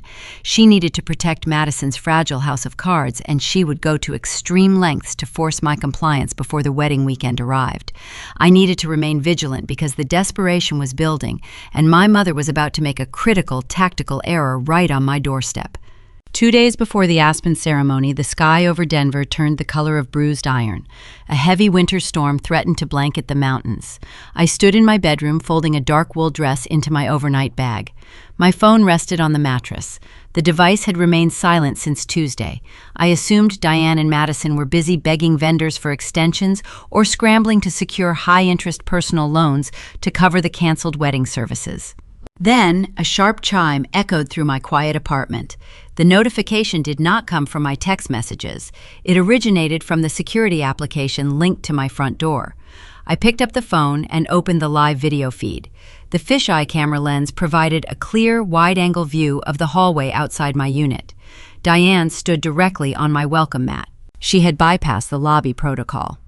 Marcus, the strict security guard, always took his lunch break at 1 in the afternoon. A temporary desk attendant covered his shift. My mother had likely waited outside the glass doors, sipping a coffee, watching until Marcus walked away. Then she slipped inside behind a delivery driver holding a stack of packages. It was a classic Diane maneuver. She never respected rules, and she always found a back door. She reached out and pressed the glowing doorbell button a second time. Her silver winter coat looked rumpled. Her usually flawless hair appeared windblown and unkempt. She clutched her designer purse tight against her chest. I did not walk to the door. I stayed in my bedroom holding the phone. I tapped the microphone icon on the screen, establishing a two-way audio connection. "You are trespassing," I said.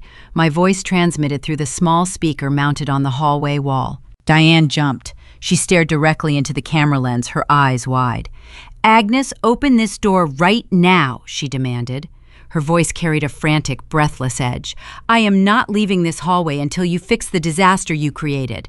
"I am not opening the door," I replied. The camera recorded every second of the interaction.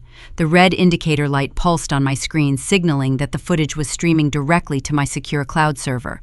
Diane stepped closer to the lens. The fisheye distortion made her face look harsh and desperate. "The florist canceled the order," she hissed. "The hotel catering manager sent an email threatening to pull the rehearsal dinner menu.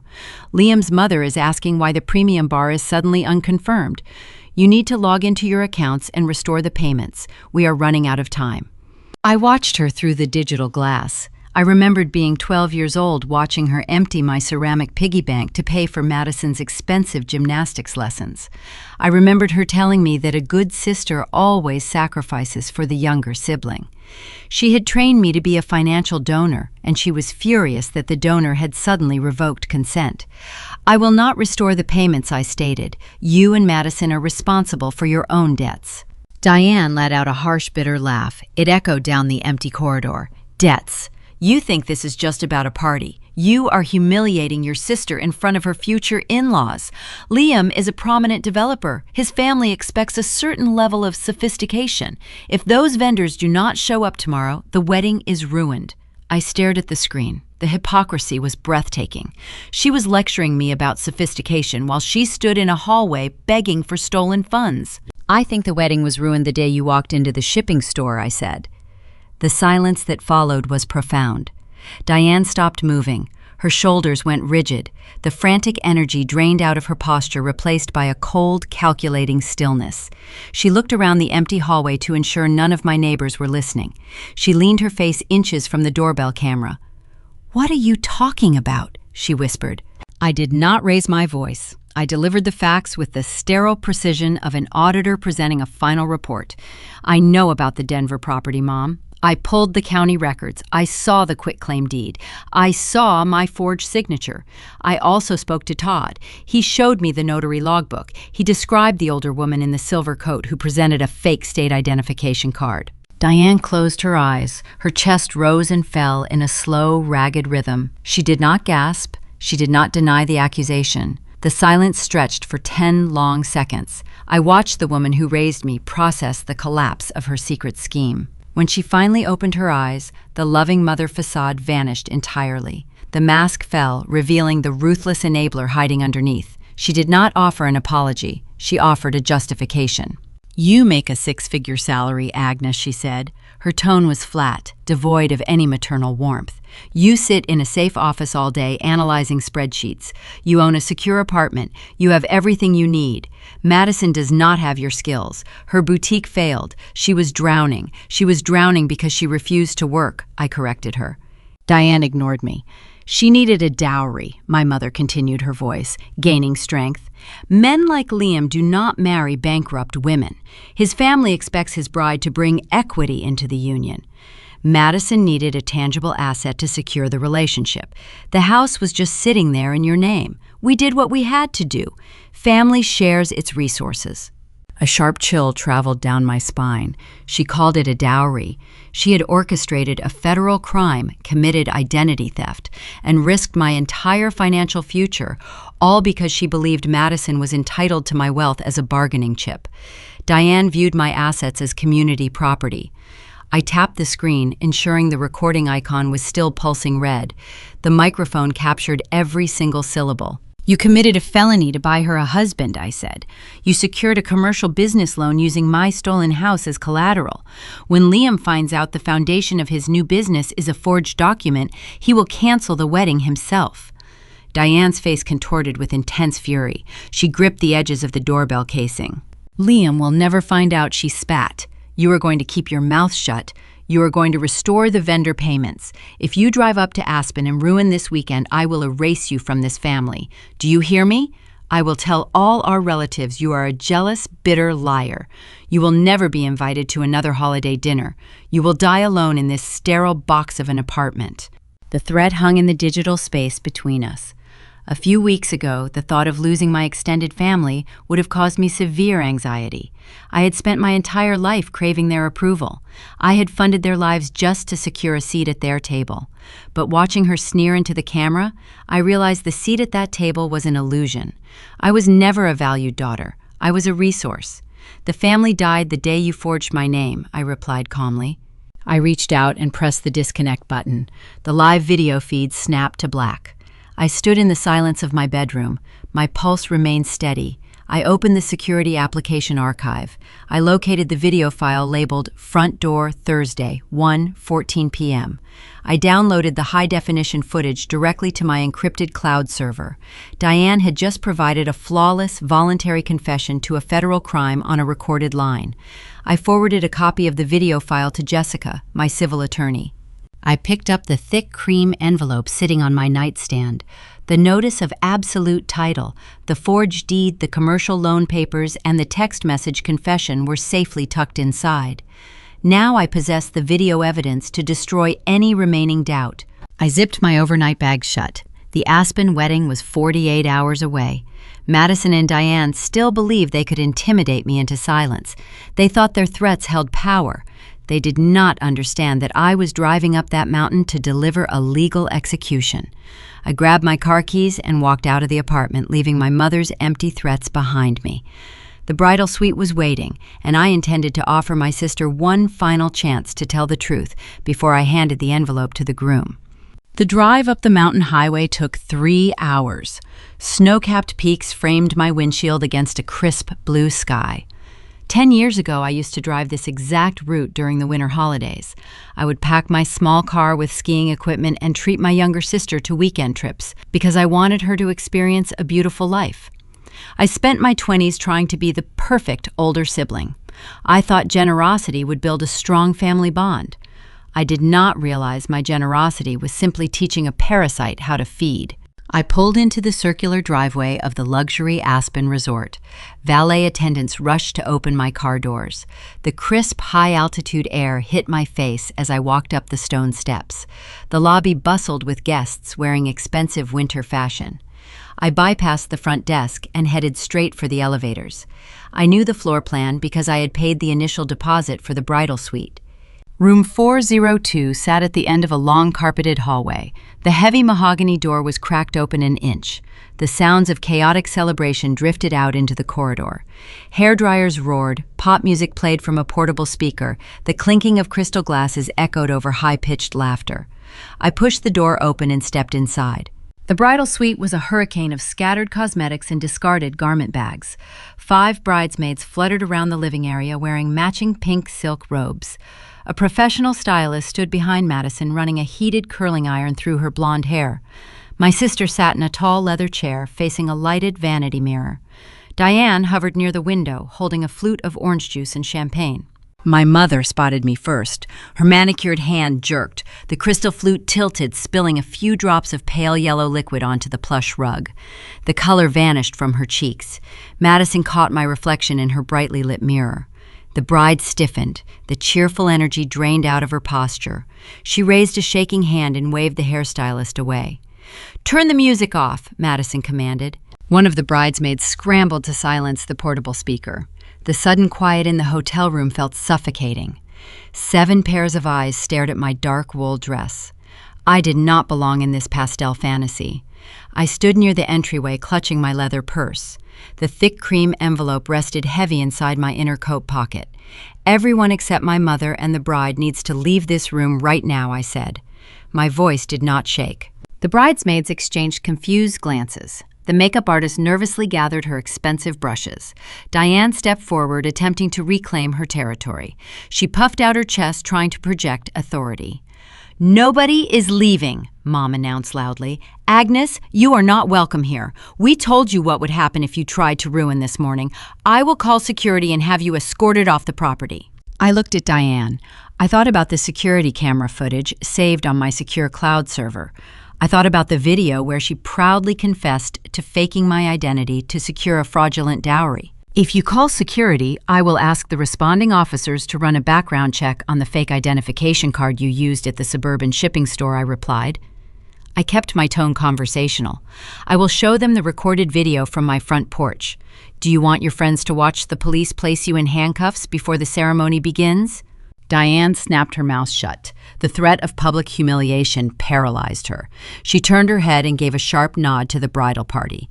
The young women scurried out the door, dragging the stylists behind them. The heavy mahogany door clicked shut. We were alone. I walked slowly across the room. I reached into my coat and pulled out the cream envelope. I placed it gently on the glass surface of the makeup vanity, right in front of my sister. The thick paper landed with a soft thud. The gold foil seal caught the light from the vanity bulbs. Madison stared at the envelope as if it were a venomous snake.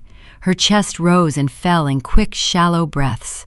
"I gave you every opportunity to build a real life," I said, looking at her reflection in the mirror. "I bought the Denver house to save you from bankruptcy. I paid the double mortgage so you could find a job. Instead, you forged my name. You used my stolen equity to secure a commercial business loan.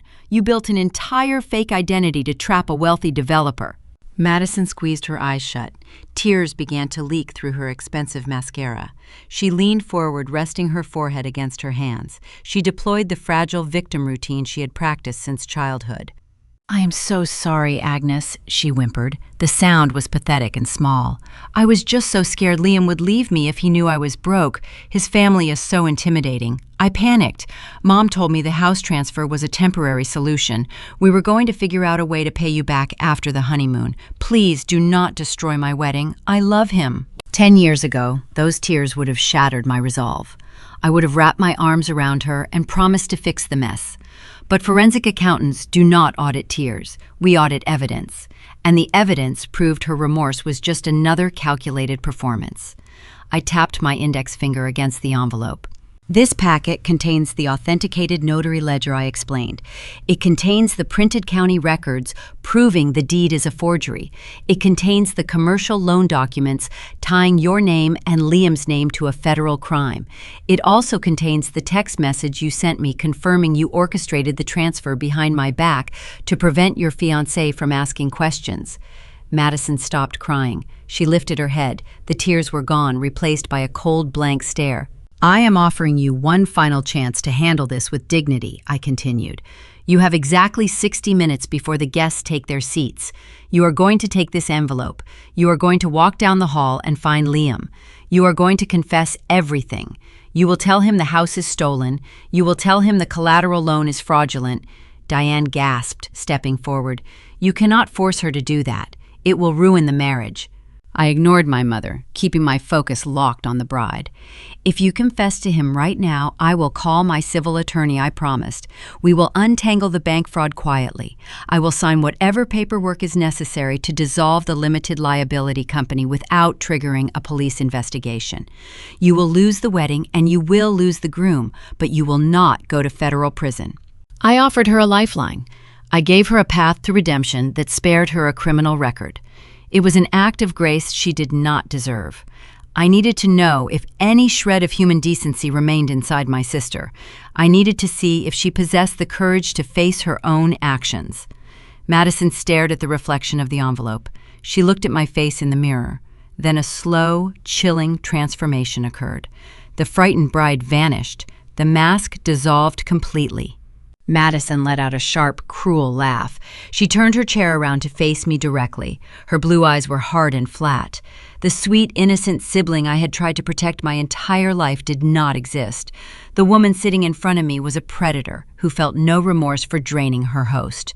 "You actually think I am going to walk in there and cancel my own luxury wedding because you brought some printed spreadsheets?" Madison sneered. She stood up. The white silk of her gown cascaded around her feet. She crossed her arms over her chest, projecting pure, arrogant defiance. "You are pathetic, Agnes," my sister hissed. "You have always been jealous of me. You sit in your boring little office crunching numbers because no man wants to look at you. You bought that Denver house because you wanted to feel important. You want to control me." I did not flinch. The insult bounced off my armor. "If I walk down the aisle and marry Liam today, I secure millions of dollars in family wealth," Madison continued, her voice dripping with venom. "Do you honestly believe he will care about a forged deed once we are legally bound? He loves me. His family protects their own. Once I have his ring on my finger, his corporate lawyers will squash your little quiet title action. They will bury you in endless litigation until you run out of money." She stepped closer. The smell of sweet hairspray and expensive perfume washed over me.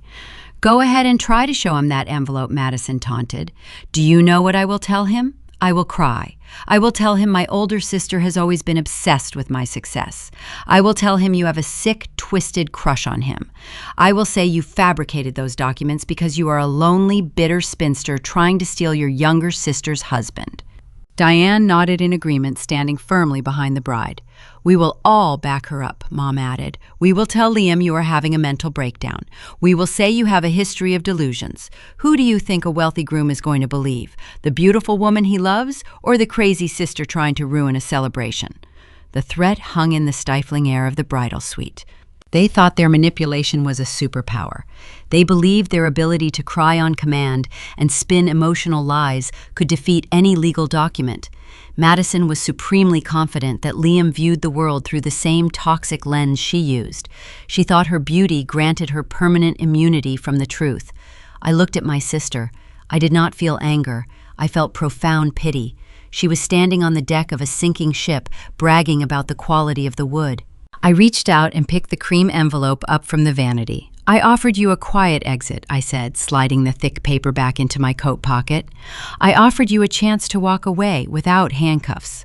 Madison smirked, tossing her blonde curls over her shoulder. "Get out of my room," she ordered. "Go sit in the back row and watch me win." I turned my back on the bride. I walked toward the heavy mahogany door. The chance for grace had expired. The safety net was officially gone. My sister had just chosen a public execution over a private surrender. I stepped out into the carpeted hallway and pulled the door shut behind me. I did not walk toward the ballroom. I did not go to the lobby to find my missing seat. I navigated through the labyrinth of hotel corridors, searching for the groomsmen's suite. Confronting Liam directly would play right into my sister's trap. She wanted to frame me as a hysterical, jealous woman causing a scene. I needed a sterile delivery system. I needed someone to hand Liam the documents without any emotional interference. I checked the gold numbers on the passing doors. I was hunting for the best man, and the final countdown to the destruction of the Denver wedding was officially underway. I stepped away from the heavy mahogany door of room 402. The carpeted hallway stretched out in front of me, quiet and empty. My pulse maintained a steady, even rhythm. I had offered my sister a private surrender, and she had chosen a public execution. My conscience was clear. I walked toward the main elevator bank, keeping my head down. The Aspen Resort was a sprawling labyrinth of luxury suites and wide corridors. I needed to move quickly, but I also needed to remain invisible. If Diane or her enablers spotted me, they would try to intercept me and create a loud distraction. I turned the corner and immediately stepped behind a thick marble pillar. Two of my mother's oldest friends strolled past, chatting excitedly about the flower arrangements. I waited in the shadows until their voices faded down the hall. Confronting a wealthy groom moments before his wedding requires tactical precision. Madison had already outlined her defense strategy in the bridal suite. She planned to frame me as a hysterical, lonely spinster consumed by jealousy. If I barged into the groomsmen holding a stack of papers and shouting about a forged deed, I would look unhinged. Liam would see a frantic woman trying to ruin a celebration. He would immediately default to protecting his beautiful bride. He would hand the documents to a lawyer without reading them, and the ceremony would proceed. I could not allow Madison to control the narrative. I needed a sterile delivery system. I needed someone Liam trusted implicitly to hand him the evidence. I took the elevator down to the ground floor. I bypassed the grand ballroom and headed toward the private lounge reserved for the groom's party. The heavy oak doors were propped open. A group of men in sharp black tuxedos stood around a leather sofa, laughing and adjusting their ties. I stayed out of sight, scanning the room until I spotted my target. Tyler stood near the bar pouring a glass of sparkling water. Tyler was Liam's best man. They had attended college together and co-founded their first real estate venture before Liam bought him out. Tyler was pragmatic, fiercely loyal to his friend, and possessed a mind for business. He was the perfect courier. I waited until Tyler stepped out into the hallway to take a phone call. I approached him quietly. "Tyler, I need a moment of your time," I said. He turned around, his phone still pressed to his ear. He blinked in surprise. He knew me as Madison's quiet, responsible older sister. He had always treated me with polite respect during family dinners. He told the person on the phone he would call them right back and slid the device into his tuxedo pocket.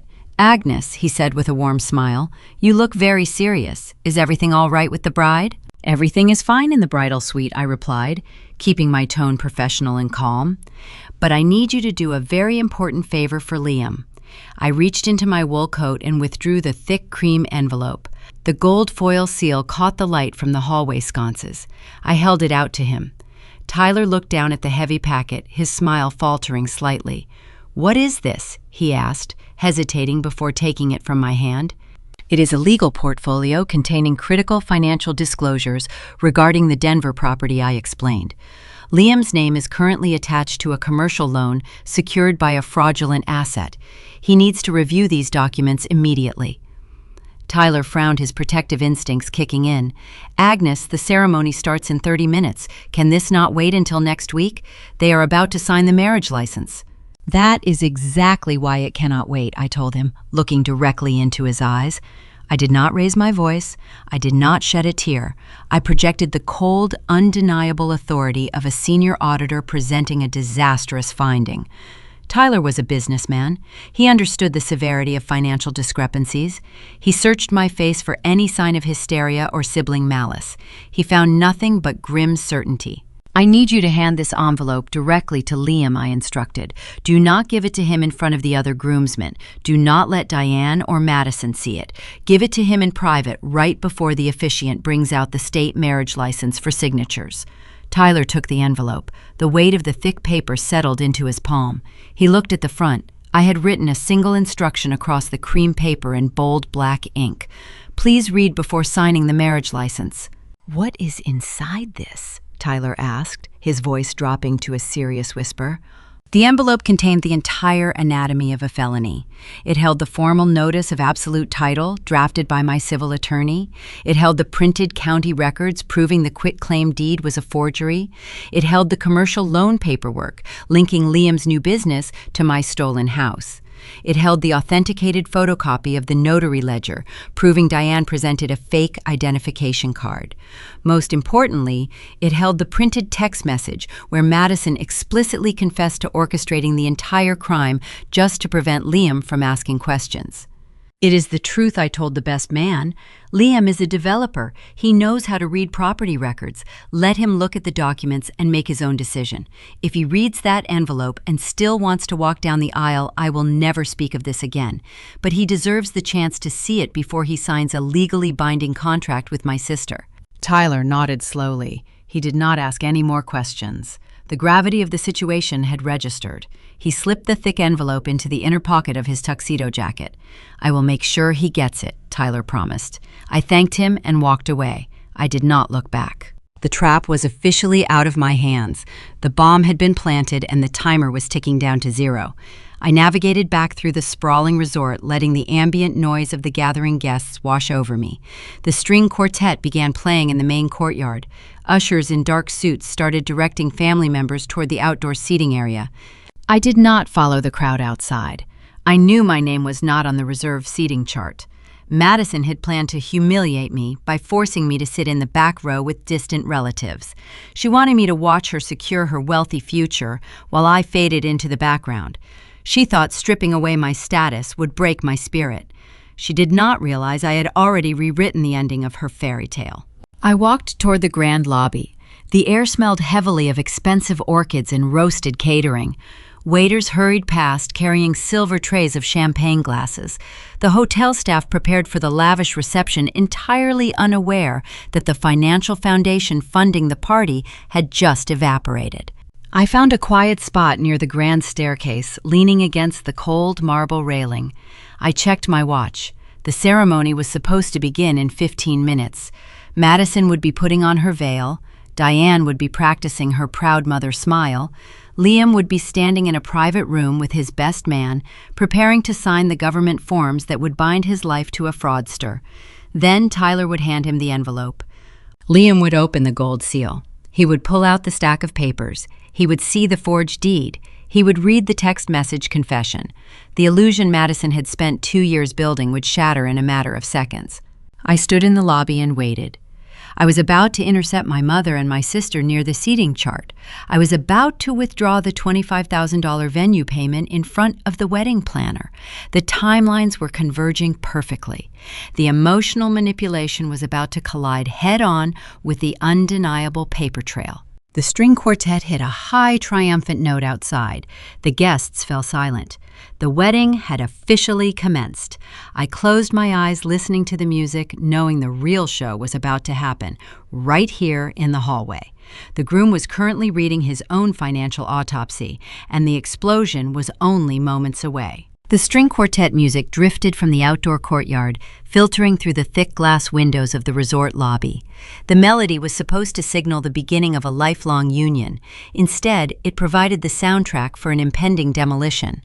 I stood near the grand staircase, waiting exactly where I knew my mother and my sister would find me before making their grand entrance. The timeline caught up to the present moment. Madison appeared at the end of the corridor, flanked by her bridesmaids. Diane walked right beside the bride, adjusting the long white train of the silk gown. They spotted me standing near the entrance to the main ballroom. They saw my dark wool dress. They marched over, expecting to find a broken woman begging for an invitation. Madison tapped her manicured nail against the gold-framed seating chart. "Oops, we forgot your seat," she giggled. Diane pointed a sharp finger toward the exit signs. "You should probably head home, Agnes," Mom said softly, using her practiced tone of mock sympathy. "We do not want to make Madison's special day heavy with your unnecessary drama." I smiled. "Do not worry," I replied. "Looks like we both forgot something." Claire, the frantic wedding planner, hurried over with her clipboard and the black payment terminal. She asked for the final authorization covering the $25,000 remaining balance. I reached into my purse, pulled out the printed revocation of financial guarantee, and handed it to her. I watched the color drain from the planner's face. I watched Madison panic. I felt Diane grab my arm, her nails digging into my coat, desperately trying to physically force my compliance. "You are destroying your family over money," Diane hissed, pulling at my sleeve. "I am choosing not to be defrauded," I corrected her, yanking my arm free. Madison stepped forward, her eyes filling with strategic tears. She begged me to pay the venue. She pleaded that Liam's wealthy family was inside the ballroom waiting for the reception. She claimed her new-in-laws would be furious if the hotel shut down the open bar. She was banking on my fear of public embarrassment. She thought the threat of causing a scene in front of Denver high society would force me to open my wallet. She had no idea the real scene was already walking down the hallway. A loud, sharp crack echoed through the cavernous lobby. The heavy oak doors of the private signing room swung open with such brutal force that the brass handles struck the plaster wall. The sound severed the tense conversation happening between my mother, my sister, and the wedding planner. Several guests standing near the coat check jumped in surprise. The waitstaff paused, holding their silver trays suspended in midair. Liam marched out of the private office. The groom was not smiling. The relaxed, confident developer I had shared a steak dinner with 6 months ago was entirely gone. His face was pale rigid with a terrifying, contained fury. He wore a tailored black tuxedo, but his posture resembled a man walking onto a battlefield. His jaw was clenched so tight the muscles twitched beneath his skin. In his left hand, he gripped the state marriage license. In his right hand, he clutched the thick cream envelope I had entrusted to Tyler just 15 minutes earlier. Tyler followed a few steps behind him, his expression grim and resolute. The best man had completed his mission flawlessly. Liam ignored the murmuring guests. He bypassed his own parents, who had just stepped out of the courtyard looking confused by his abrupt exit. He did not look at the floral arrangements. He did not acknowledge the frantic wedding planner. His eyes were locked exclusively on the bride standing near the seating chart. He closed the distance across the polished marble floor. His dress shoes clicked sharply against the stone. Madison turned toward him. She instantly smoothed her features, attempting to project the image of a radiant, excited bride. She took a step forward, reaching both hands out to touch his tuxedo jacket. "Liam, honey," she cooed, tilting her head. "What is wrong? Why are you not waiting for me in the courtyard?" Liam recoiled. He took a deliberate step backward, refusing to let her touch him. He raised his right hand and held the open cream envelope directly in front of her face. "Whose signature is on this quitclaim deed?" Liam demanded. His voice was not loud, but it possessed a lethal, chilling edge that carried across the quiet lobby. Madison froze. Her hands hovered in the empty air. The fabricated innocence vanished from her eyes, replaced by naked, unadulterated terror. She stared at the gold foil seal on the envelope. She knew exactly what documents were resting inside. The color left her face so fast she looked physically ill. She tried to deploy the defense strategy she had practiced in the bridal suite. She tried to cry. She pointed a trembling finger at me. "Liam, you have to listen to me," Madison stammered, her voice cracking. "Agnes is crazy. She is a jealous, bitter woman. She has been trying to ruin my life because she is obsessed with you. She fabricated those papers to destroy our wedding. You cannot believe anything she says." Liam did not even look at me. He kept his blistering gaze fixed entirely on the woman wearing the white gown. He reached into the envelope and pulled out a single sheet of printer paper. It was the screenshot of the text message thread. "Are you telling me Agnes fabricated your cell phone records?" Liam asked. His tone dripped with absolute disgust. He held the printed text message up so the guests standing nearby could see the blue and gray bubbles. He read her own words aloud, enunciating every single syllable. "Yes, the house is mine now. Mom helped me sign the paperwork so Liam would not ask questions." A collective gasp rippled through the gathered crowd. Liam's mother placed a hand over her mouth. The wealthy real estate developers from Denver exchanged shocked, horrified glances. The private family secret was now public knowledge. Diane lunged forward, desperately trying to salvage the collapsing empire. She plastered on her most sophisticated, reasonable smile. She placed a maternal hand on Liam's arm. "Liam, please," Mom said smoothly. "This is just a terrible misunderstanding. The courts are so slow. We were just trying to speed up a legal transfer. Agnes is making a big issue out of a simple clerical delay. Let us go into a private room and discuss this like rational adults. Do not humiliate Madison in front of your family." Liam looked down at my mother's hand resting on his sleeve. He brushed it off as if she were a venomous insect. "A clerical delay," Liam repeated, his voice rising in volume. "You walked into a suburban shipping store and presented a fake state identification card. You impersonated a property owner to forge a notary ledger. I have the authenticated copy of the logbook right here in this envelope. That is not a delay, Diane. That is a federal crime." Diane stumbled backward. Her jaw dropped. She looked at me, realizing the depth of my investigation. She thought I had only checked a computer database. She had no idea I had hunted down the notary and secured the physical proof of her impersonation. Liam turned his attention back to the bride. He held up the commercial loan documents linking their newly formed limited liability company to the stolen Denver house.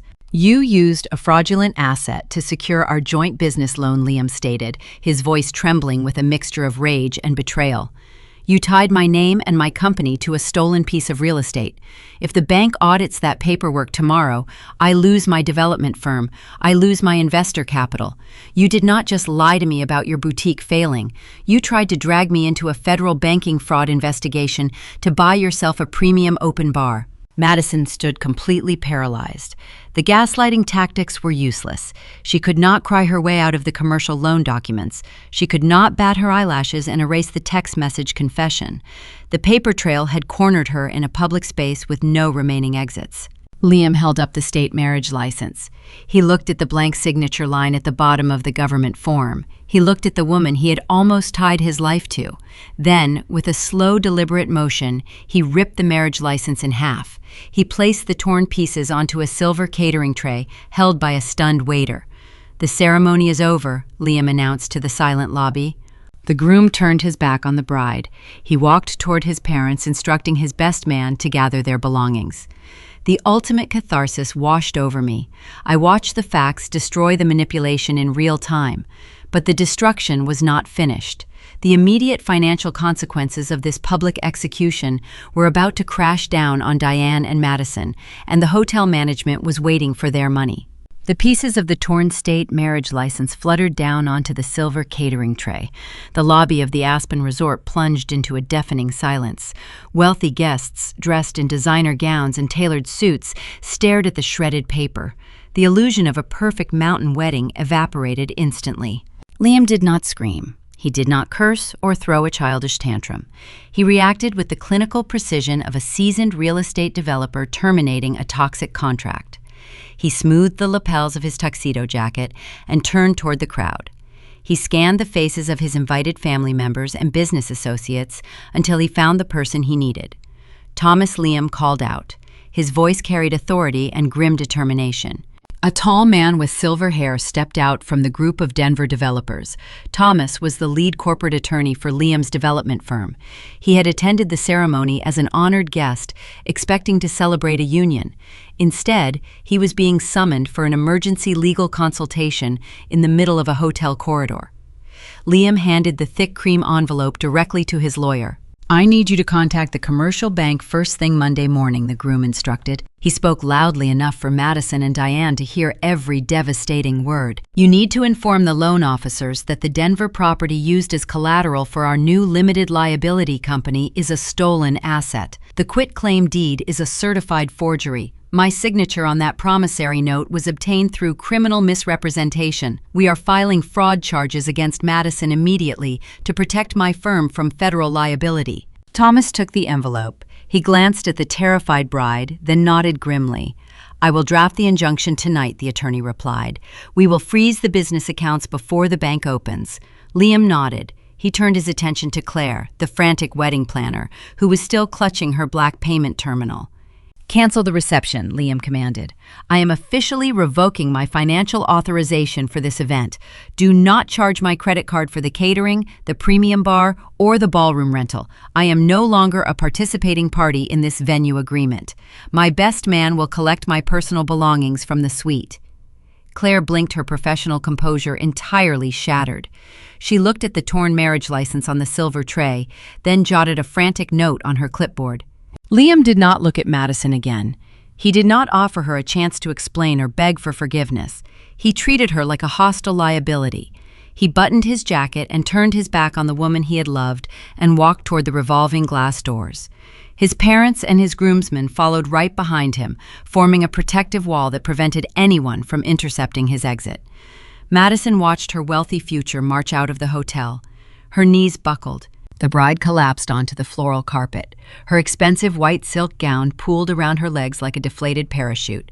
She let out a guttural, wretched sob that echoed against the high marble ceilings. She crawled a few inches forward, reaching her hands out toward the empty space where Liam had just stood. The reality of her self-inflicted ruin finally breached her arrogant defenses. When she realized Liam was truly gone, Madison pivoted her desperate gaze toward me. Her makeup was ruined black streaks running down her cheeks. "Agnes, please," my sister begged, Her voice cracked, pitching into a frantic shriek. "Tell everyone it is a misunderstanding. Tell them it was a cruel joke. Tell Liam you gave me permission to sign the paperwork. You have to fix this. You cannot let them arrest me." I looked down at the woman who had spent 2 years treating me like a disposable bank account. She wanted me to perjure myself to save her from federal prison. She wanted me to claim responsibility for her felony. "Forensic accountants do not play practical jokes," I replied.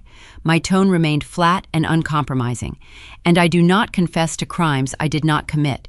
You forged the deed. You face the consequences."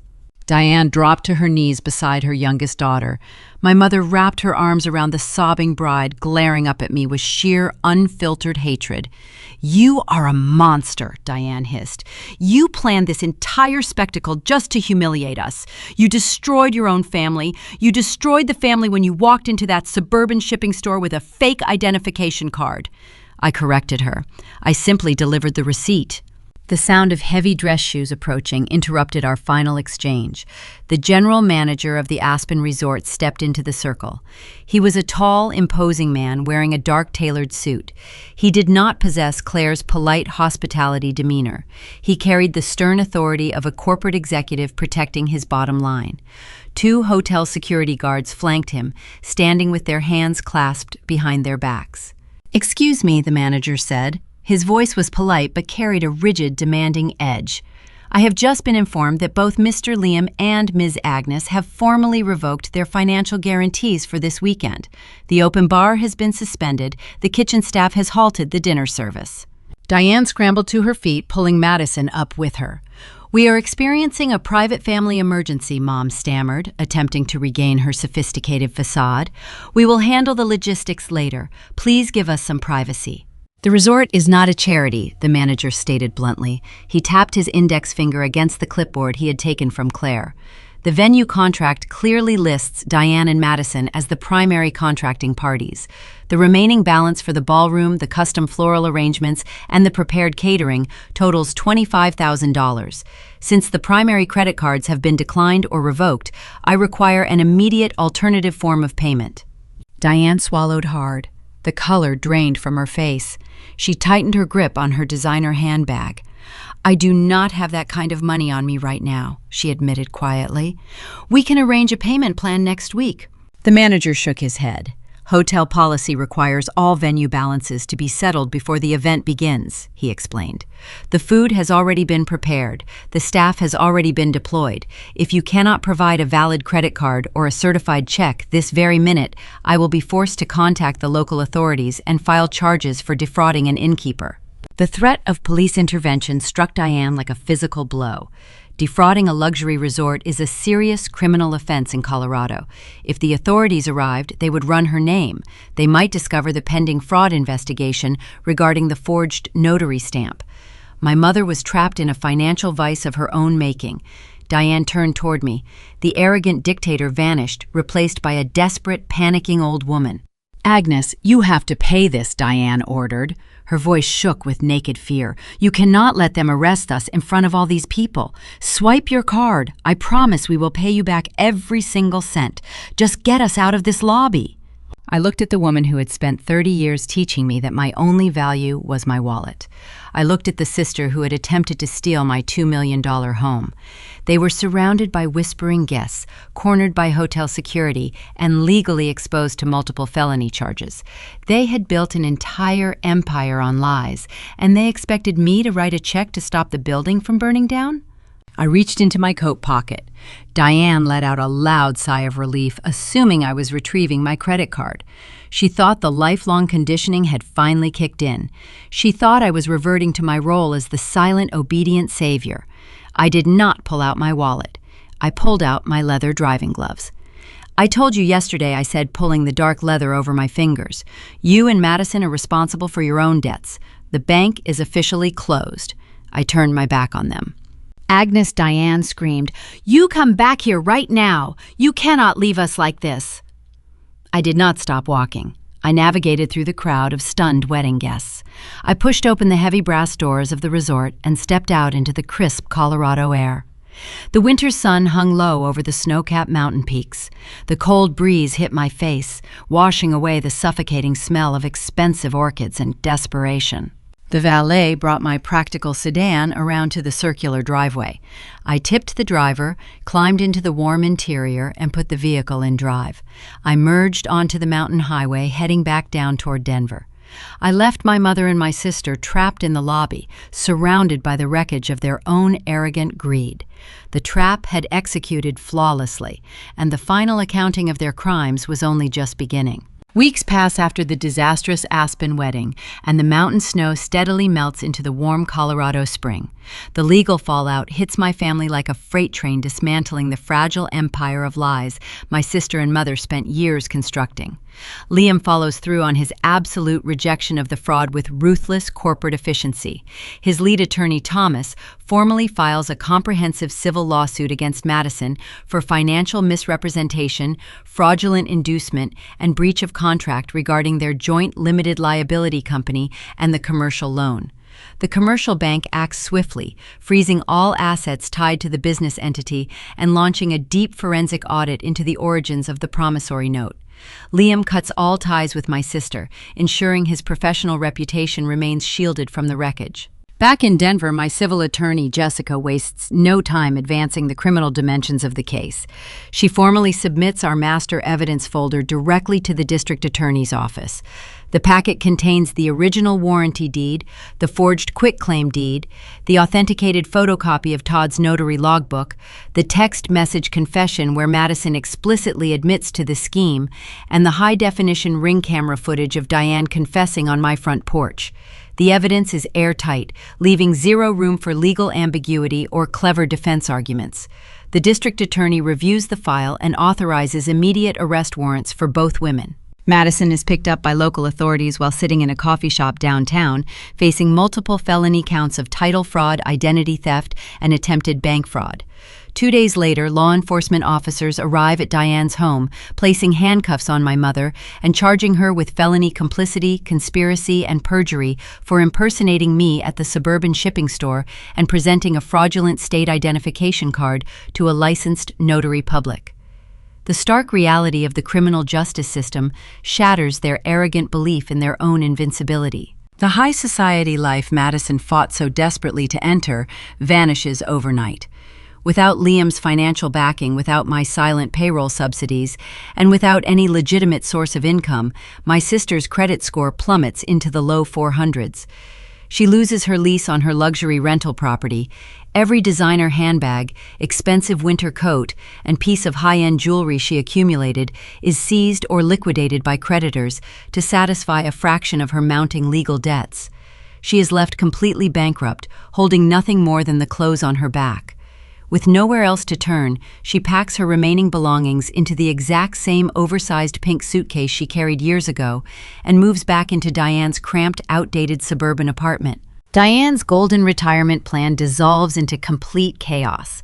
Instead of enjoying a comfortable old age, supported by a wealthy son-in-law, my mother is forced to liquidate her personal savings to hire high-priced criminal defense attorneys to keep herself and her favorite daughter out of federal prison.